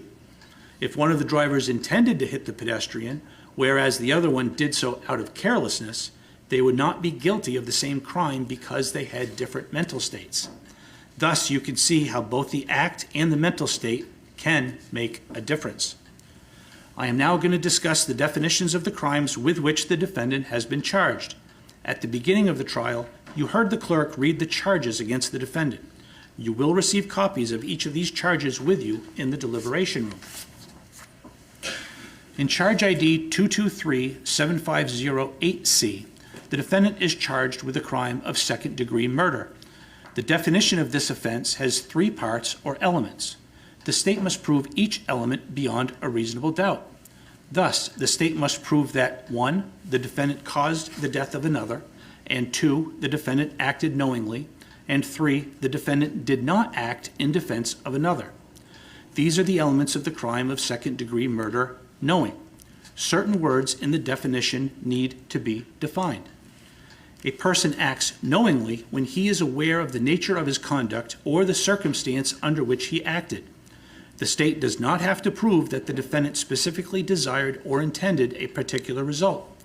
What the state must prove is that the defendant was aware of the nature of his conduct or the circumstance under which he engaged in the conduct. Whether the defendant acted knowingly is a question of fact for you to decide. Keep in mind that there is often no direct evidence of a person's mental state because there is no way of examining the operation of a person's mind. You should consider all the facts and circumstances in evidence in deciding whether or not the state has proved that the defendant acted knowingly. Evidence has been presented that the defendant acted in defense of another with respect to this charge. When there is some evidence of defense of another, the state must prove beyond a reasonable doubt that the defendant did not act in defense of another. If you have a reasonable doubt on any of the charges as to whether the defendant acted in defense of another, you must find the defendant not guilty as to that charge. In deciding whether the defendant acted in defense of another, you should consider all the circumstances surrounding the incident. You should consider how the defendant acted under the circumstances as they were presented to him at the time, and not necessarily as they appear upon detached reflection. You should consider whether the defendant's belief that it was necessary to use deadly force was reasonable when he acted in the heat of passion. And then you should A person convict. has the right to use deadly force on another person to defend a third person if, 1, he actually believed that the other person was committing or was about to commit the crime of kidnapping, and 2, even if the defendant actually believed that the other person was committing or was about to commit the crime of kidnapping, the defendant's belief must be reasonable. In other words, there must be reasonable grounds for the defendant to have believed at the time that the other person was committing or was about to commit the crime of kidnapping. The distinction between deadly and non-deadly force depends on the defendant's mental state. if the defendant had the purpose to cause death or serious bodily injury, or if the defendant knew he was creating a substantial risk of causing death or serious bodily injury, then you should find that the defendant used deadly force. Serious bodily injury means harm to the body which causes severe, permanent, or protracted loss of or impairment to the health or function of any part of the body. If you find that the defendant purposely fired a firearm capable of causing serious bodily injury or death in the direction of another person, then you should find that the defendant used deadly force. Any other assault, confinement, or other action by the defendant is non-deadly force. Thus, if the defendant did not act with the purpose to cause death or serious bodily injury, and the defendant did not know he was creating a substantial risk of causing death or serious bodily injury, then you should find that the defendant used non-deadly force. The defendant must reasonably believe that the amount of force that he used was necessary for defense of another. A person is not permitted to use excessive force in defense of another, only a reasonable amount of force. The defendant can use the amount of force which he believed was necessary under the circumstances as long as, at the time, there were reasonable grounds for his belief. In Charge ID 221-7221C, the defendant is charged with a different variant of the crime of second-degree murder. The definition of this offense has 3 parts or elements. The state must prove each element beyond a reasonable doubt. Thus, the state must prove that 1, the defendant caused the death of another, and 2, the defendant acted recklessly under circumstances showing an extreme indifference to the value of human life, and 3, the defendant did not act in defense of another. These are the elements of the crime of second-degree murder, reckless. Certain words in the definition need to be defined. The term recklessly refers to the defendant's mental state. To prove second-degree murder reckless, the state must prove that the defendant acted recklessly under circumstances showing an extreme indifference to the value of human life. A person acts recklessly when he or she is aware of and consciously disregards a substantial and unjustifiable risk that his or her conduct would cause a certain result. The risk must be of such a nature and degree that, considering the circumstances known to him, its disregard constitutes a gross deviation from that conduct that a law-abiding person would observe in the situation. There are several components of a reckless mental state that the state must prove on this variant. They are: 1, the defendant was aware of a substantial and unjustifiable risk that his conduct would cause a particular result, and 2, the defendant consciously disregarded the risk. In other words, he elected to disregard the risk and take the chance that his conduct would cause a particular result. It is not enough for the state to prove that the defendant failed to become aware of the risk involved. The state must prove that the defendant was aware of the risk and consciously disregarded it. And 3, from what the defendant knew of his circumstances, his disregard of the risk was a gross deviation from what a law-abiding person would have done under the circumstances. The key words here are gross deviation.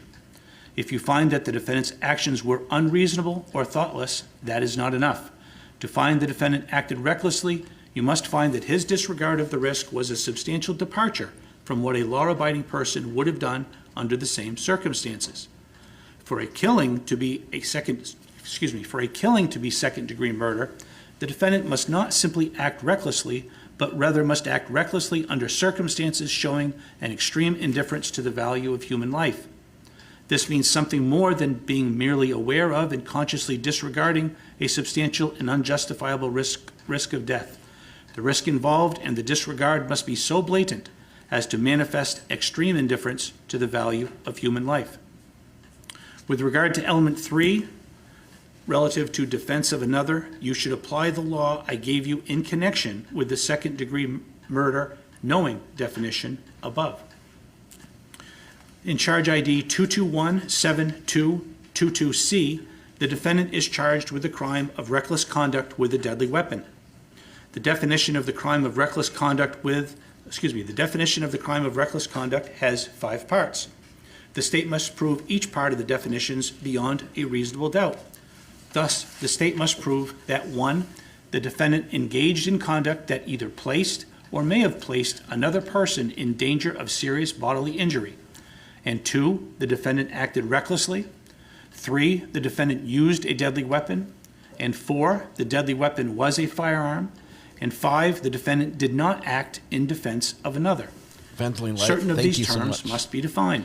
Serious bodily injury means any harm to the body which causes severe, permanent, or protracted loss of or impairment to the health or of the function of any part of the body.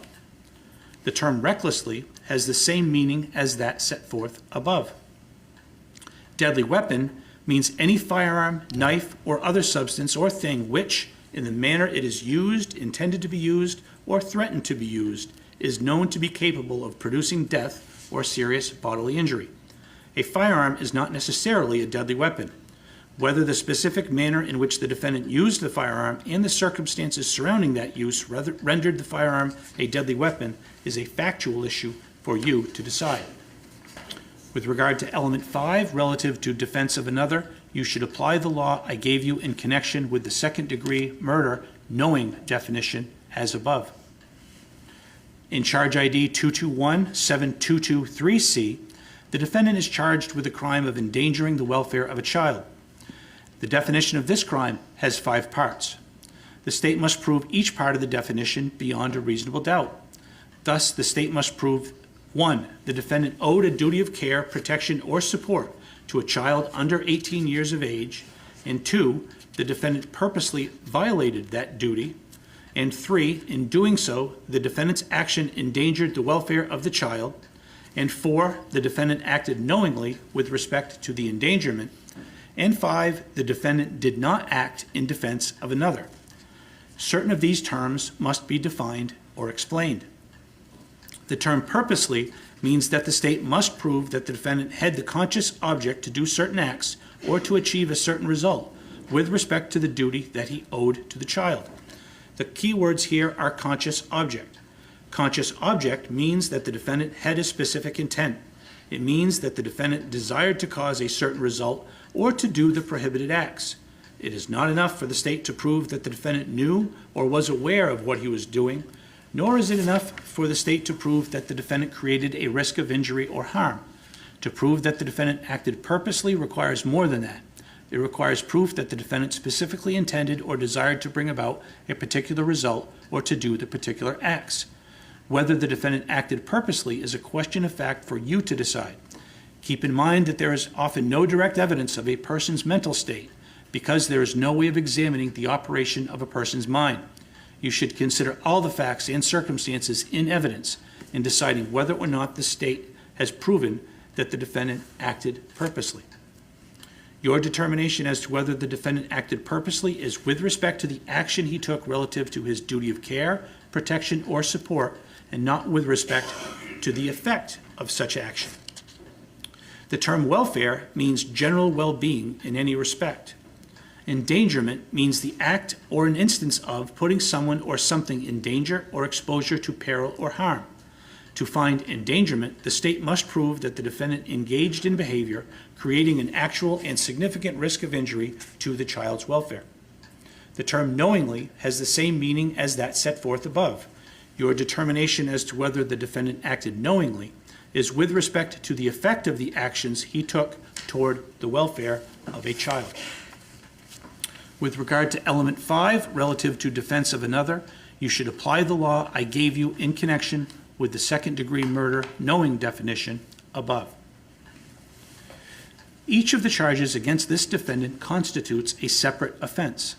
You must consider each charge separately and determine whether the state has proven the defendant's guilt beyond a reasonable doubt. The fact that you may find the defendant guilty or not guilty on any one of the charges should not influence your verdict with respect to the other charges. In this case, the defendant is charged with 2 separate counts of second-degree murder. One indictment charges the defendant with second-degree murder under a theory of a knowing mental state, and the other indictment charges the defendant with second-degree murder under a theory of a reckless mental state. These indictments are presented on alternative theories of culpability. You will deliberate and reach a verdict on each indictment. You should evaluate all of the evidence and apply that evidence to each indictment. The fact that you may find the defendant guilty or not guilty on one indictment should not influence your verdict on the other indictment. The principles I've outlined regarding judging the credibility of witnesses apply to all witnesses, whether they are ordinary civilians, expert witnesses, medical personnel, police officers, or otherwise. In short, you should consider the testimony of each witness and give it the weight you think it deserves. You can accept all of what a witness says, you can reject all of what a witness says, or you can accept some of it and reject some of it. It is up to you. Beyond witness testimony, you will also be provided with certain exhibits that were introduced by the parties and allowed by the court into evidence. The court notes that some of the exhibits are considered tangible or physical exhibits, specifically including a firearm that was introduced into evidence. A lock has been affixed to the firearm to ensure your safety. If you would like to examine either the firearm or the ammunition, please notify the bailiff and those exhibits will be brought to you. However, you will not be allowed to examine the firearm and the ammunition at the same time. Okay, that's Further, better. although you are allowed and encouraged to view and inspect these items, please take no action with respect to these exhibits or any of the other exhibits for that matter, which would in any way impair their ongoing use by the court as items of evidence. Members of the jury, the principles of law that I've given to you are intended to guide you in reaching a fair result in this case, which is important to both of the parties in the courtroom and to the court. You are to exercise your judgment and your common sense, as I said before, without passion, without prejudice, and without sympathy, but with honesty, understanding, and due deliberation. When you have considered and weighed all of the evidence, you must make findings with respect to the charges that are before you. You must decide if the state has proven each of the elements of each of the charges beyond a reasonable doubt. In other words, if you have a reasonable doubt as to whether the state has proven any one or more of the elements of each of the offenses charged, you must find the defendant not guilty as to that charge. However, if you find that the state has proven all of the elements of any of the offenses charged beyond a reasonable doubt, then you should find the defendant guilty as to those charges. Let me remind you that a reasonable doubt is just what the words would ordinarily imply. The use of the word reasonable means simply that the doubt must be reasonable rather than unreasonable. It must be a doubt based on reason. It is not a frivolous or fanciful doubt, nor is it one that can easily be explained away. Rather, it is such a doubt based upon reason as remains after consideration of all of the evidence that the state has offered against it. Your verdict must represent the considered judgment of each juror. In order to return a verdict, it is necessary that each and every juror agree with the verdict. In other words, your verdict must be unanimous. All 12 jurors must agree that the state has proven each element of each of the charges beyond a reasonable doubt as to that charge. You may find the defendant guilty on one, more than one, all, or none of the charges. When you have arrived at your verdict, let the bailiff know and you will be returned to the courtroom where the foreperson will render that verdict orally in response to questions that the clerk of court will ask you. The foreperson should see to it that the jury takes up the issues that are before you. He or she should see to it that each juror has a full, fair, and adequate opportunity to present his or her views, positions, and arguments with respect to the law and the evidence. As your first order of business, you shall decide upon your foreperson, write the foreperson's name on a piece of paper, and notify the bailiff of your choice by handing the paper to the bailiff. Ladies and gentlemen, this case is important to both of the parties, the state and the defendant. In your deliberations, you should follow these instructions which the court has given you.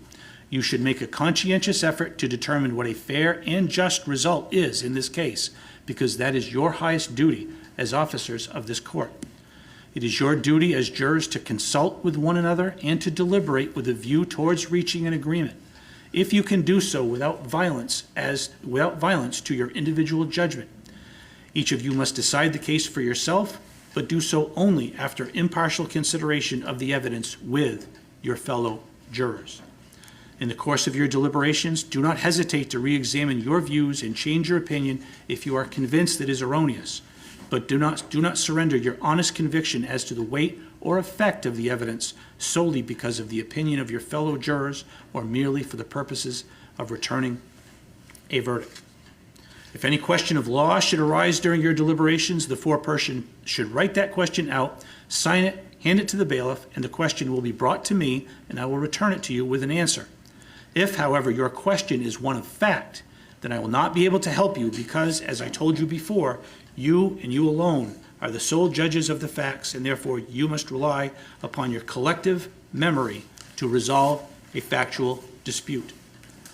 A verdict form has been prepared for your convenience, which contains spaces for you to check off whether you find the defendant guilty or not guilty on each of the charges. Once you have finished your deliberations, the foreperson will complete the verdict form, sign it where indicated, and then notify the court officer, who will give the form to me. After I review it, I will return it to the foreperson, and you will return to the courtroom where, in response to inquiry by the clerk, the foreperson will announce your verdict here in open court. Thank you for your attention. I will now select 4 alternates. Members of the jury, under state law, we provide for alternates beyond the 12 required to deliberate in the event that something occurs during the course of the trial. And I will give further instructions about the alternates once I pick them. But that is the process we are about to undertake. So do we have Counsel, a hat or a I bingo? have prepared the appropriate number of cubes, and I'm going to shake the cube, shake the jar. I'm going to not look at it, and I will select one, and I will repeat that process. Any objection to that process, counsel? No, you're. We just like to have an independent observer up there. Juror number 1. You're out.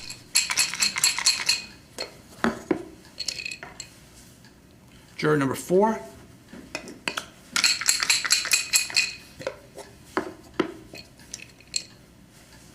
Juror number 2.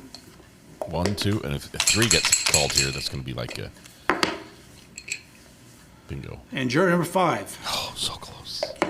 3's like The alternate jurors are still members of the panel, even though they will not be deliberating at this time.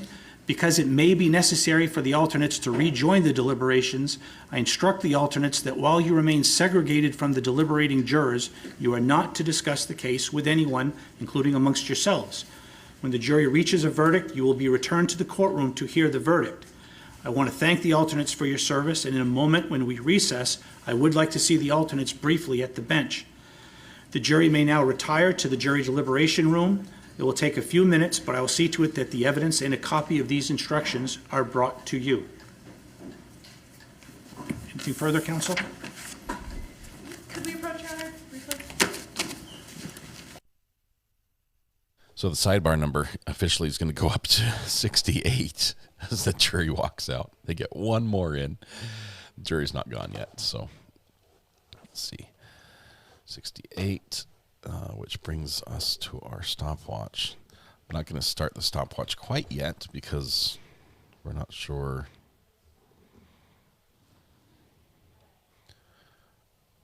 We're not sure when it starts. They didn't say it's all rise yet, so I think we're going to be here for a minute. All right.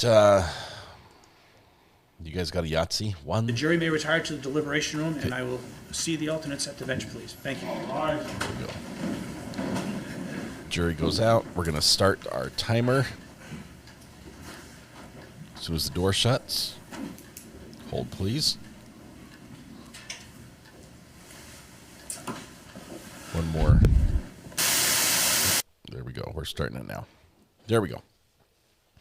All right, deliberation has started, has begun. That means we're going to end our poll on how long will the jury deliberate. And this is what we have. We have, with a total of 1,100 votes, how long will the jury deliberate? 2 to 4 hours, 53%, which I think is a good, solid bet. That's a good time. Let's see, paste. Especially considering the fact that it's almost lunchtime right now. So, where'd the thing go? There it is.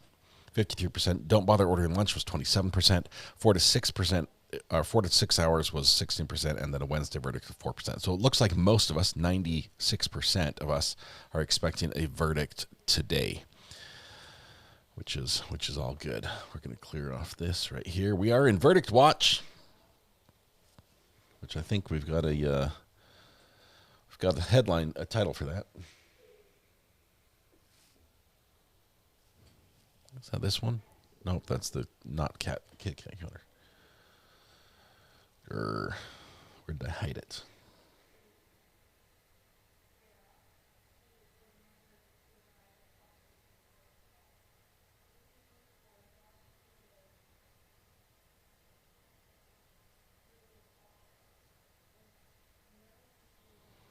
I just about put the very wrong picture on the screen. That was close. It wasn't a bad one. It was an image of 3 little cartoon robbers.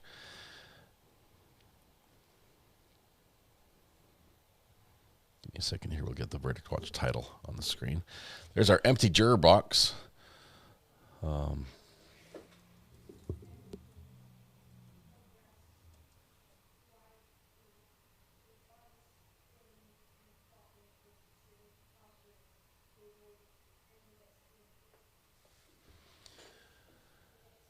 right, almost ready.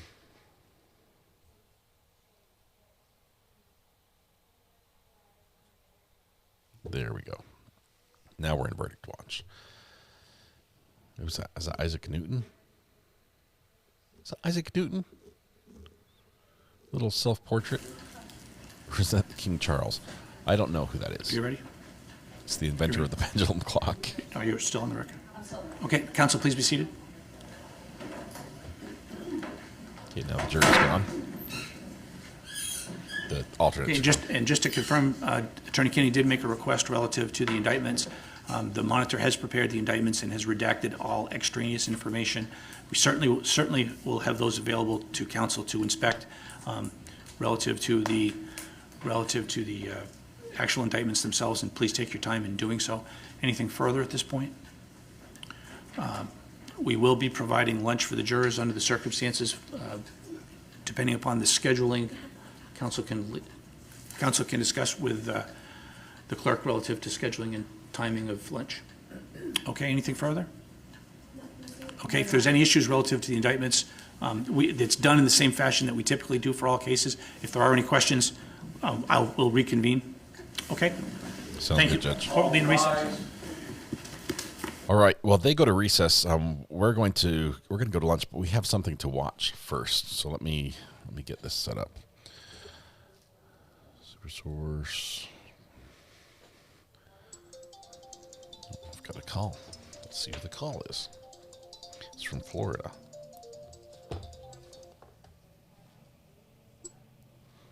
Hello?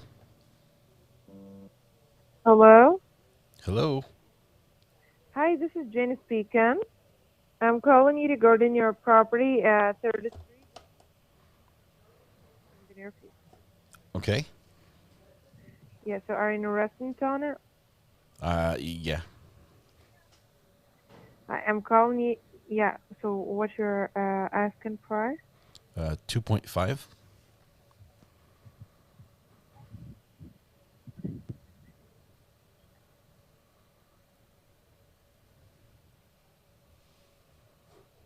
Hello?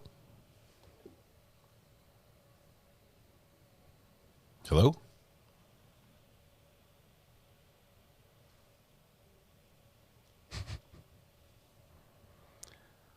She gone.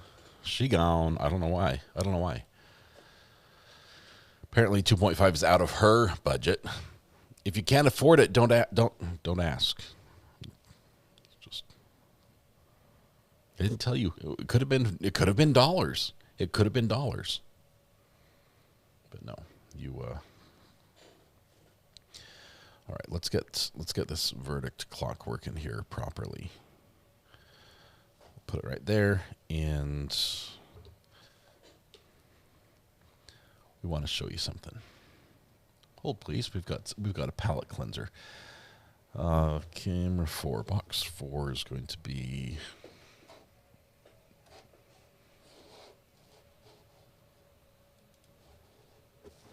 hang on one second. It's going to be 7, but not yet.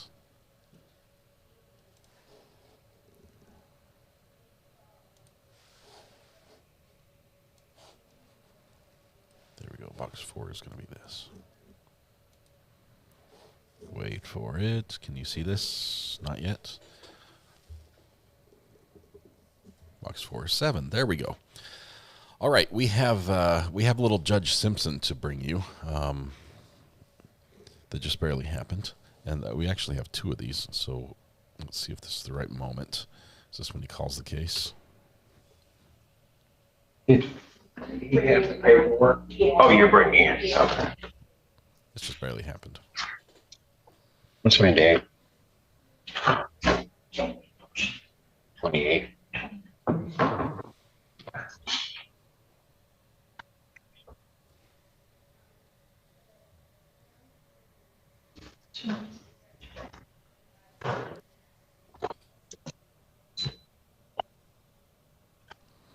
Just waiting for the judge here. Court does call the case. People versus Joshua Wara. Trevor Mabel for the people here. We are ready in this matter. Lauren Brown, Deputy Chief Public Defender, appearing with and on behalf of Mr. Wara. Mr. Wara, state your name for the record. Joshua Wara. All right. And this is the date and time I had set preliminary examination in this matter. My understanding is you would like a forensic evaluation. That is correct, Your Honor.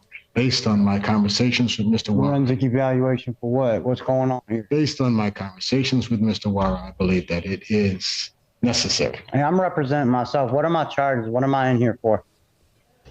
I'm representing myself. I don't need a barcode to represent myself.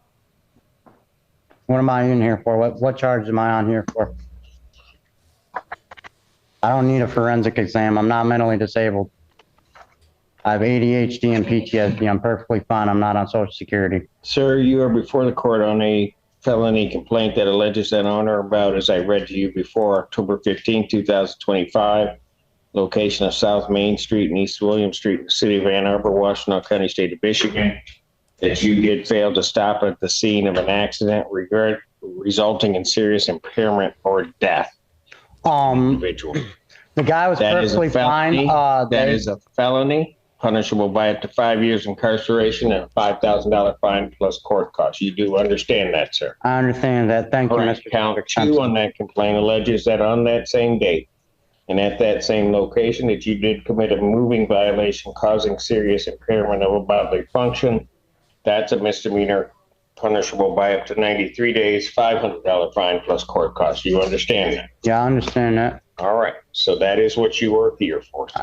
Mr. Simpson, I'd like to subpoena the camera footage from the mobile gas station there on North Main Street that I was at, or on South Main Street where I was at, over on South Main Street in Maynard. My car was parked there the whole time. I accidentally hit the guy. They hacked the light using an AI. Sir, Mr. Waller, I'm going to suggest to you this.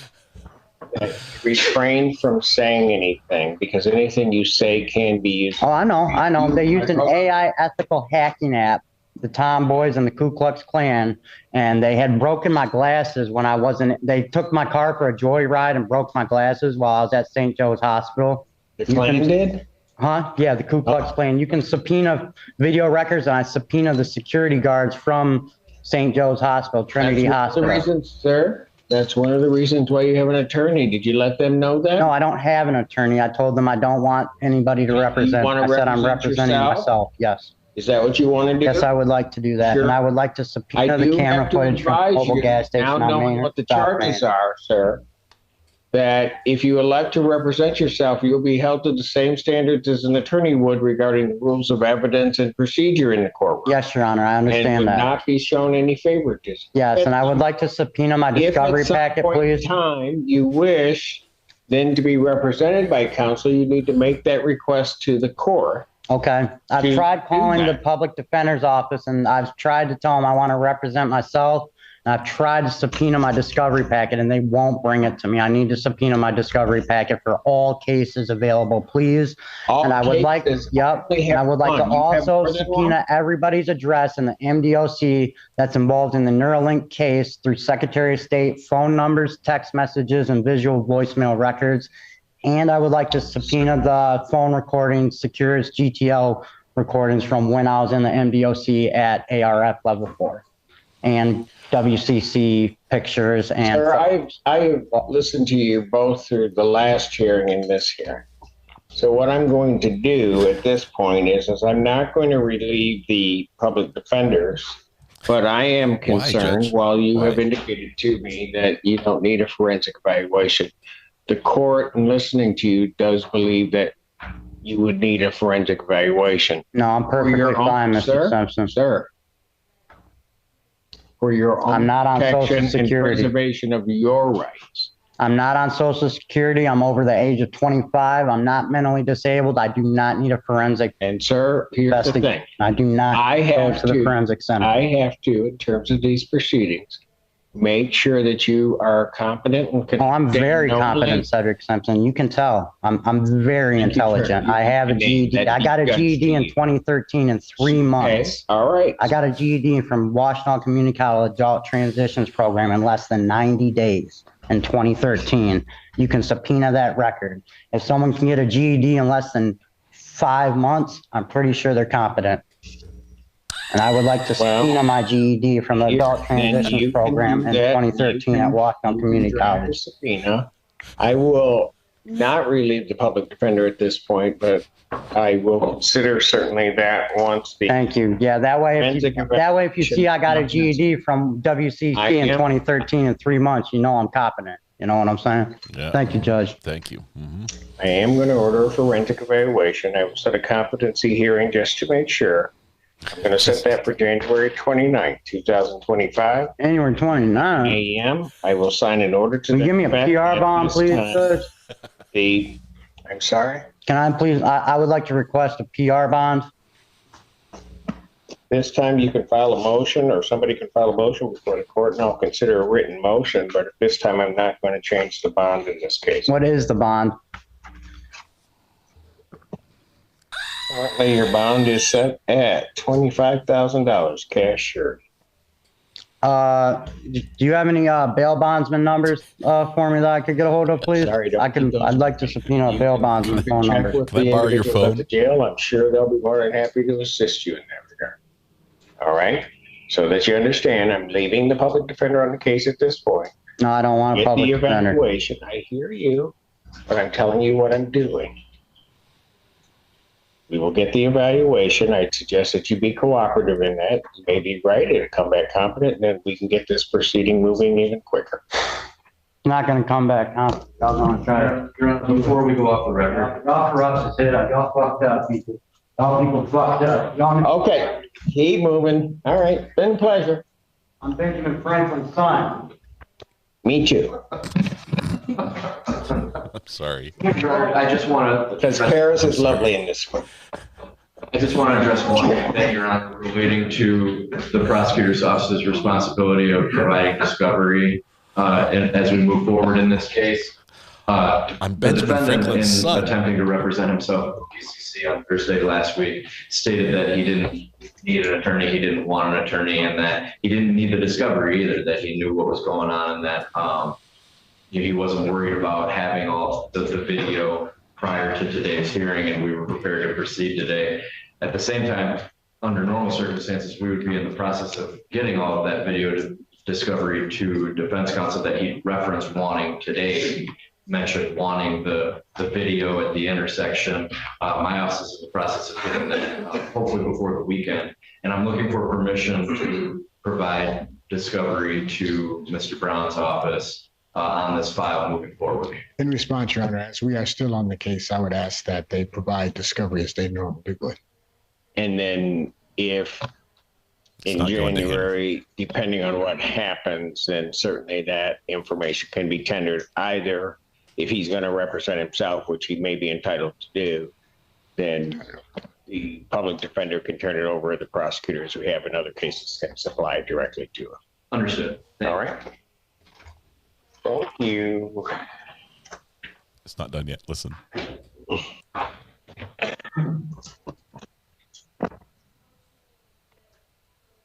least I wasn't called the Illuminati in this one. Well, that's also called a bunch. It was also called a bunch of other things, but that's okay. I'm good with that. I'm good with that too, Judge. I'm confident in me, so Is that your only case, Mr. Brown?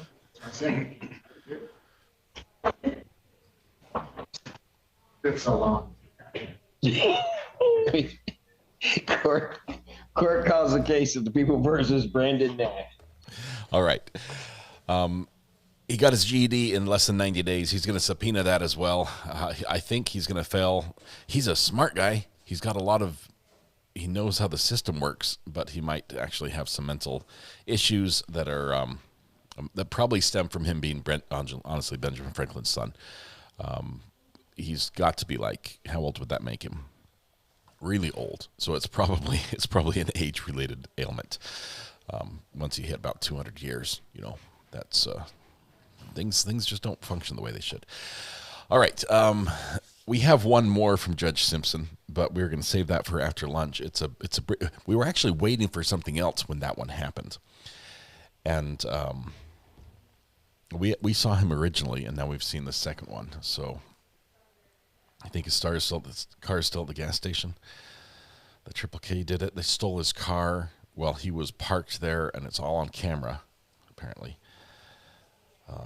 You've got the Neuralink. We're subpoenaing everybody's addresses and the Secretary of State and my GED. It's going to be one heck of a case. It's going to be great. Can you imagine he passes his competency hearing and proceeds pro se? It's going to be wonderful. I accidentally hit him. He slid that in there before he said somebody stole my car, and they did it. But that's the sort of day Judge Simpson's having. And I'll take that any day over the day that they're having down in Jamaica right now. It's not looking good. It's getting pounded. All right, we're going to go to lunch. We're going to come back hopefully before the verdict comes in. We are keeping an eye on the verdict, at least on the wall where the verdict is going to appear. So it's all on camera. We're going to we'll be back here with that when it happens, so we're not going to miss anything. They've only deliberated for about 15 minutes so far, and 16 minutes. I've got 18 by my clock. Anyone taking the clothes off my dryer and folding them for me? Oh, don't all volunteer at once. Give me a second. We're going to build the portal. I forgot to do that. I'm sorry. When we come back, we've got a little bit of the landlord-tenant case, which has been ongoing in Judge Simpson's courtroom, and it doesn't disappoint this time either. So we'll bring that for you as well. Let's see. We're going to call this one Verdict Watch. Doors open. A lot of people think that that would become really annoying and frustrating to hear that sound over and over and over. But honestly, I don't think how I could live without it. I need to know when my door's open and shut. And for the last 6 years, that's what I've heard. So, man. All right, Paula Mack, looks like you may have won. Let me just double check. Yep, Paula Mack is first in chat on that one. We'll pin that message, and we'll build the portal and get you guys all portaled over to the afternoon stream where we'll continue Verdict Watch, do a little court hopping. We've got some Judge Simpson off the bat, and then we'll see where it takes us. And, of course, we're getting close to the point where we might be jumping on a new case, so keep that in mind. Got your portal buddies? Portal buddies unite. The front door. Been waiting for the chimney sweep. Sing them the chimney song and see if they get that a lot. I'm still laughing. That was the best palate cleanser. That was unexpected. All right, as we go to lunch tonight, when you go home, please hug the people you love, smile at someone, make their day just a little bit better, and please stay safe till we go live again in about an hour. A couple people I have to recognize. Sloth Life Scott, thank you very much for the super sticker. Evangeline Light, 30 months, congratulations. Chris Wallace gifted a membership. Meg Osborne, thank you for the super chat. We've got a few more likes than that now. We're up to 715. Y'all can't hear me, but I'm swearing over here, says Kells Bells. Sloth Life Scoot. Apologies to those who use the timestamps that I'm so far behind. No apologies needed. You're amazing. Thank you very much for the super sticker as well. Barb Russell, member for 9 months. 9 months. Thank you very much. Hannah JR, thank you very much for your super sticker as well. Genesee Gal gifted a membership. Lindsay Ross gifted a membership. Genesee Gal, welcome to the gallery. Lindsay Ross, welcome to the gallery. I see a pattern there. Thank you for all the prayers. I'm hanging there, Britta. Thank you very much. Kelly, thank you. 27 months. OG. I think that gets us back to Weebug. 18 months. 23rd birthday Saturday to my son. Beyond proud of this kid. R.A. Check your P.O. Box. I'll do that. Kimbers, Ohio, gifted a membership. And Safrina Monty Guilty. There we go. All right. You guys have a great lunch. We will see you immediately afterwards. Have a good one. Bye-bye.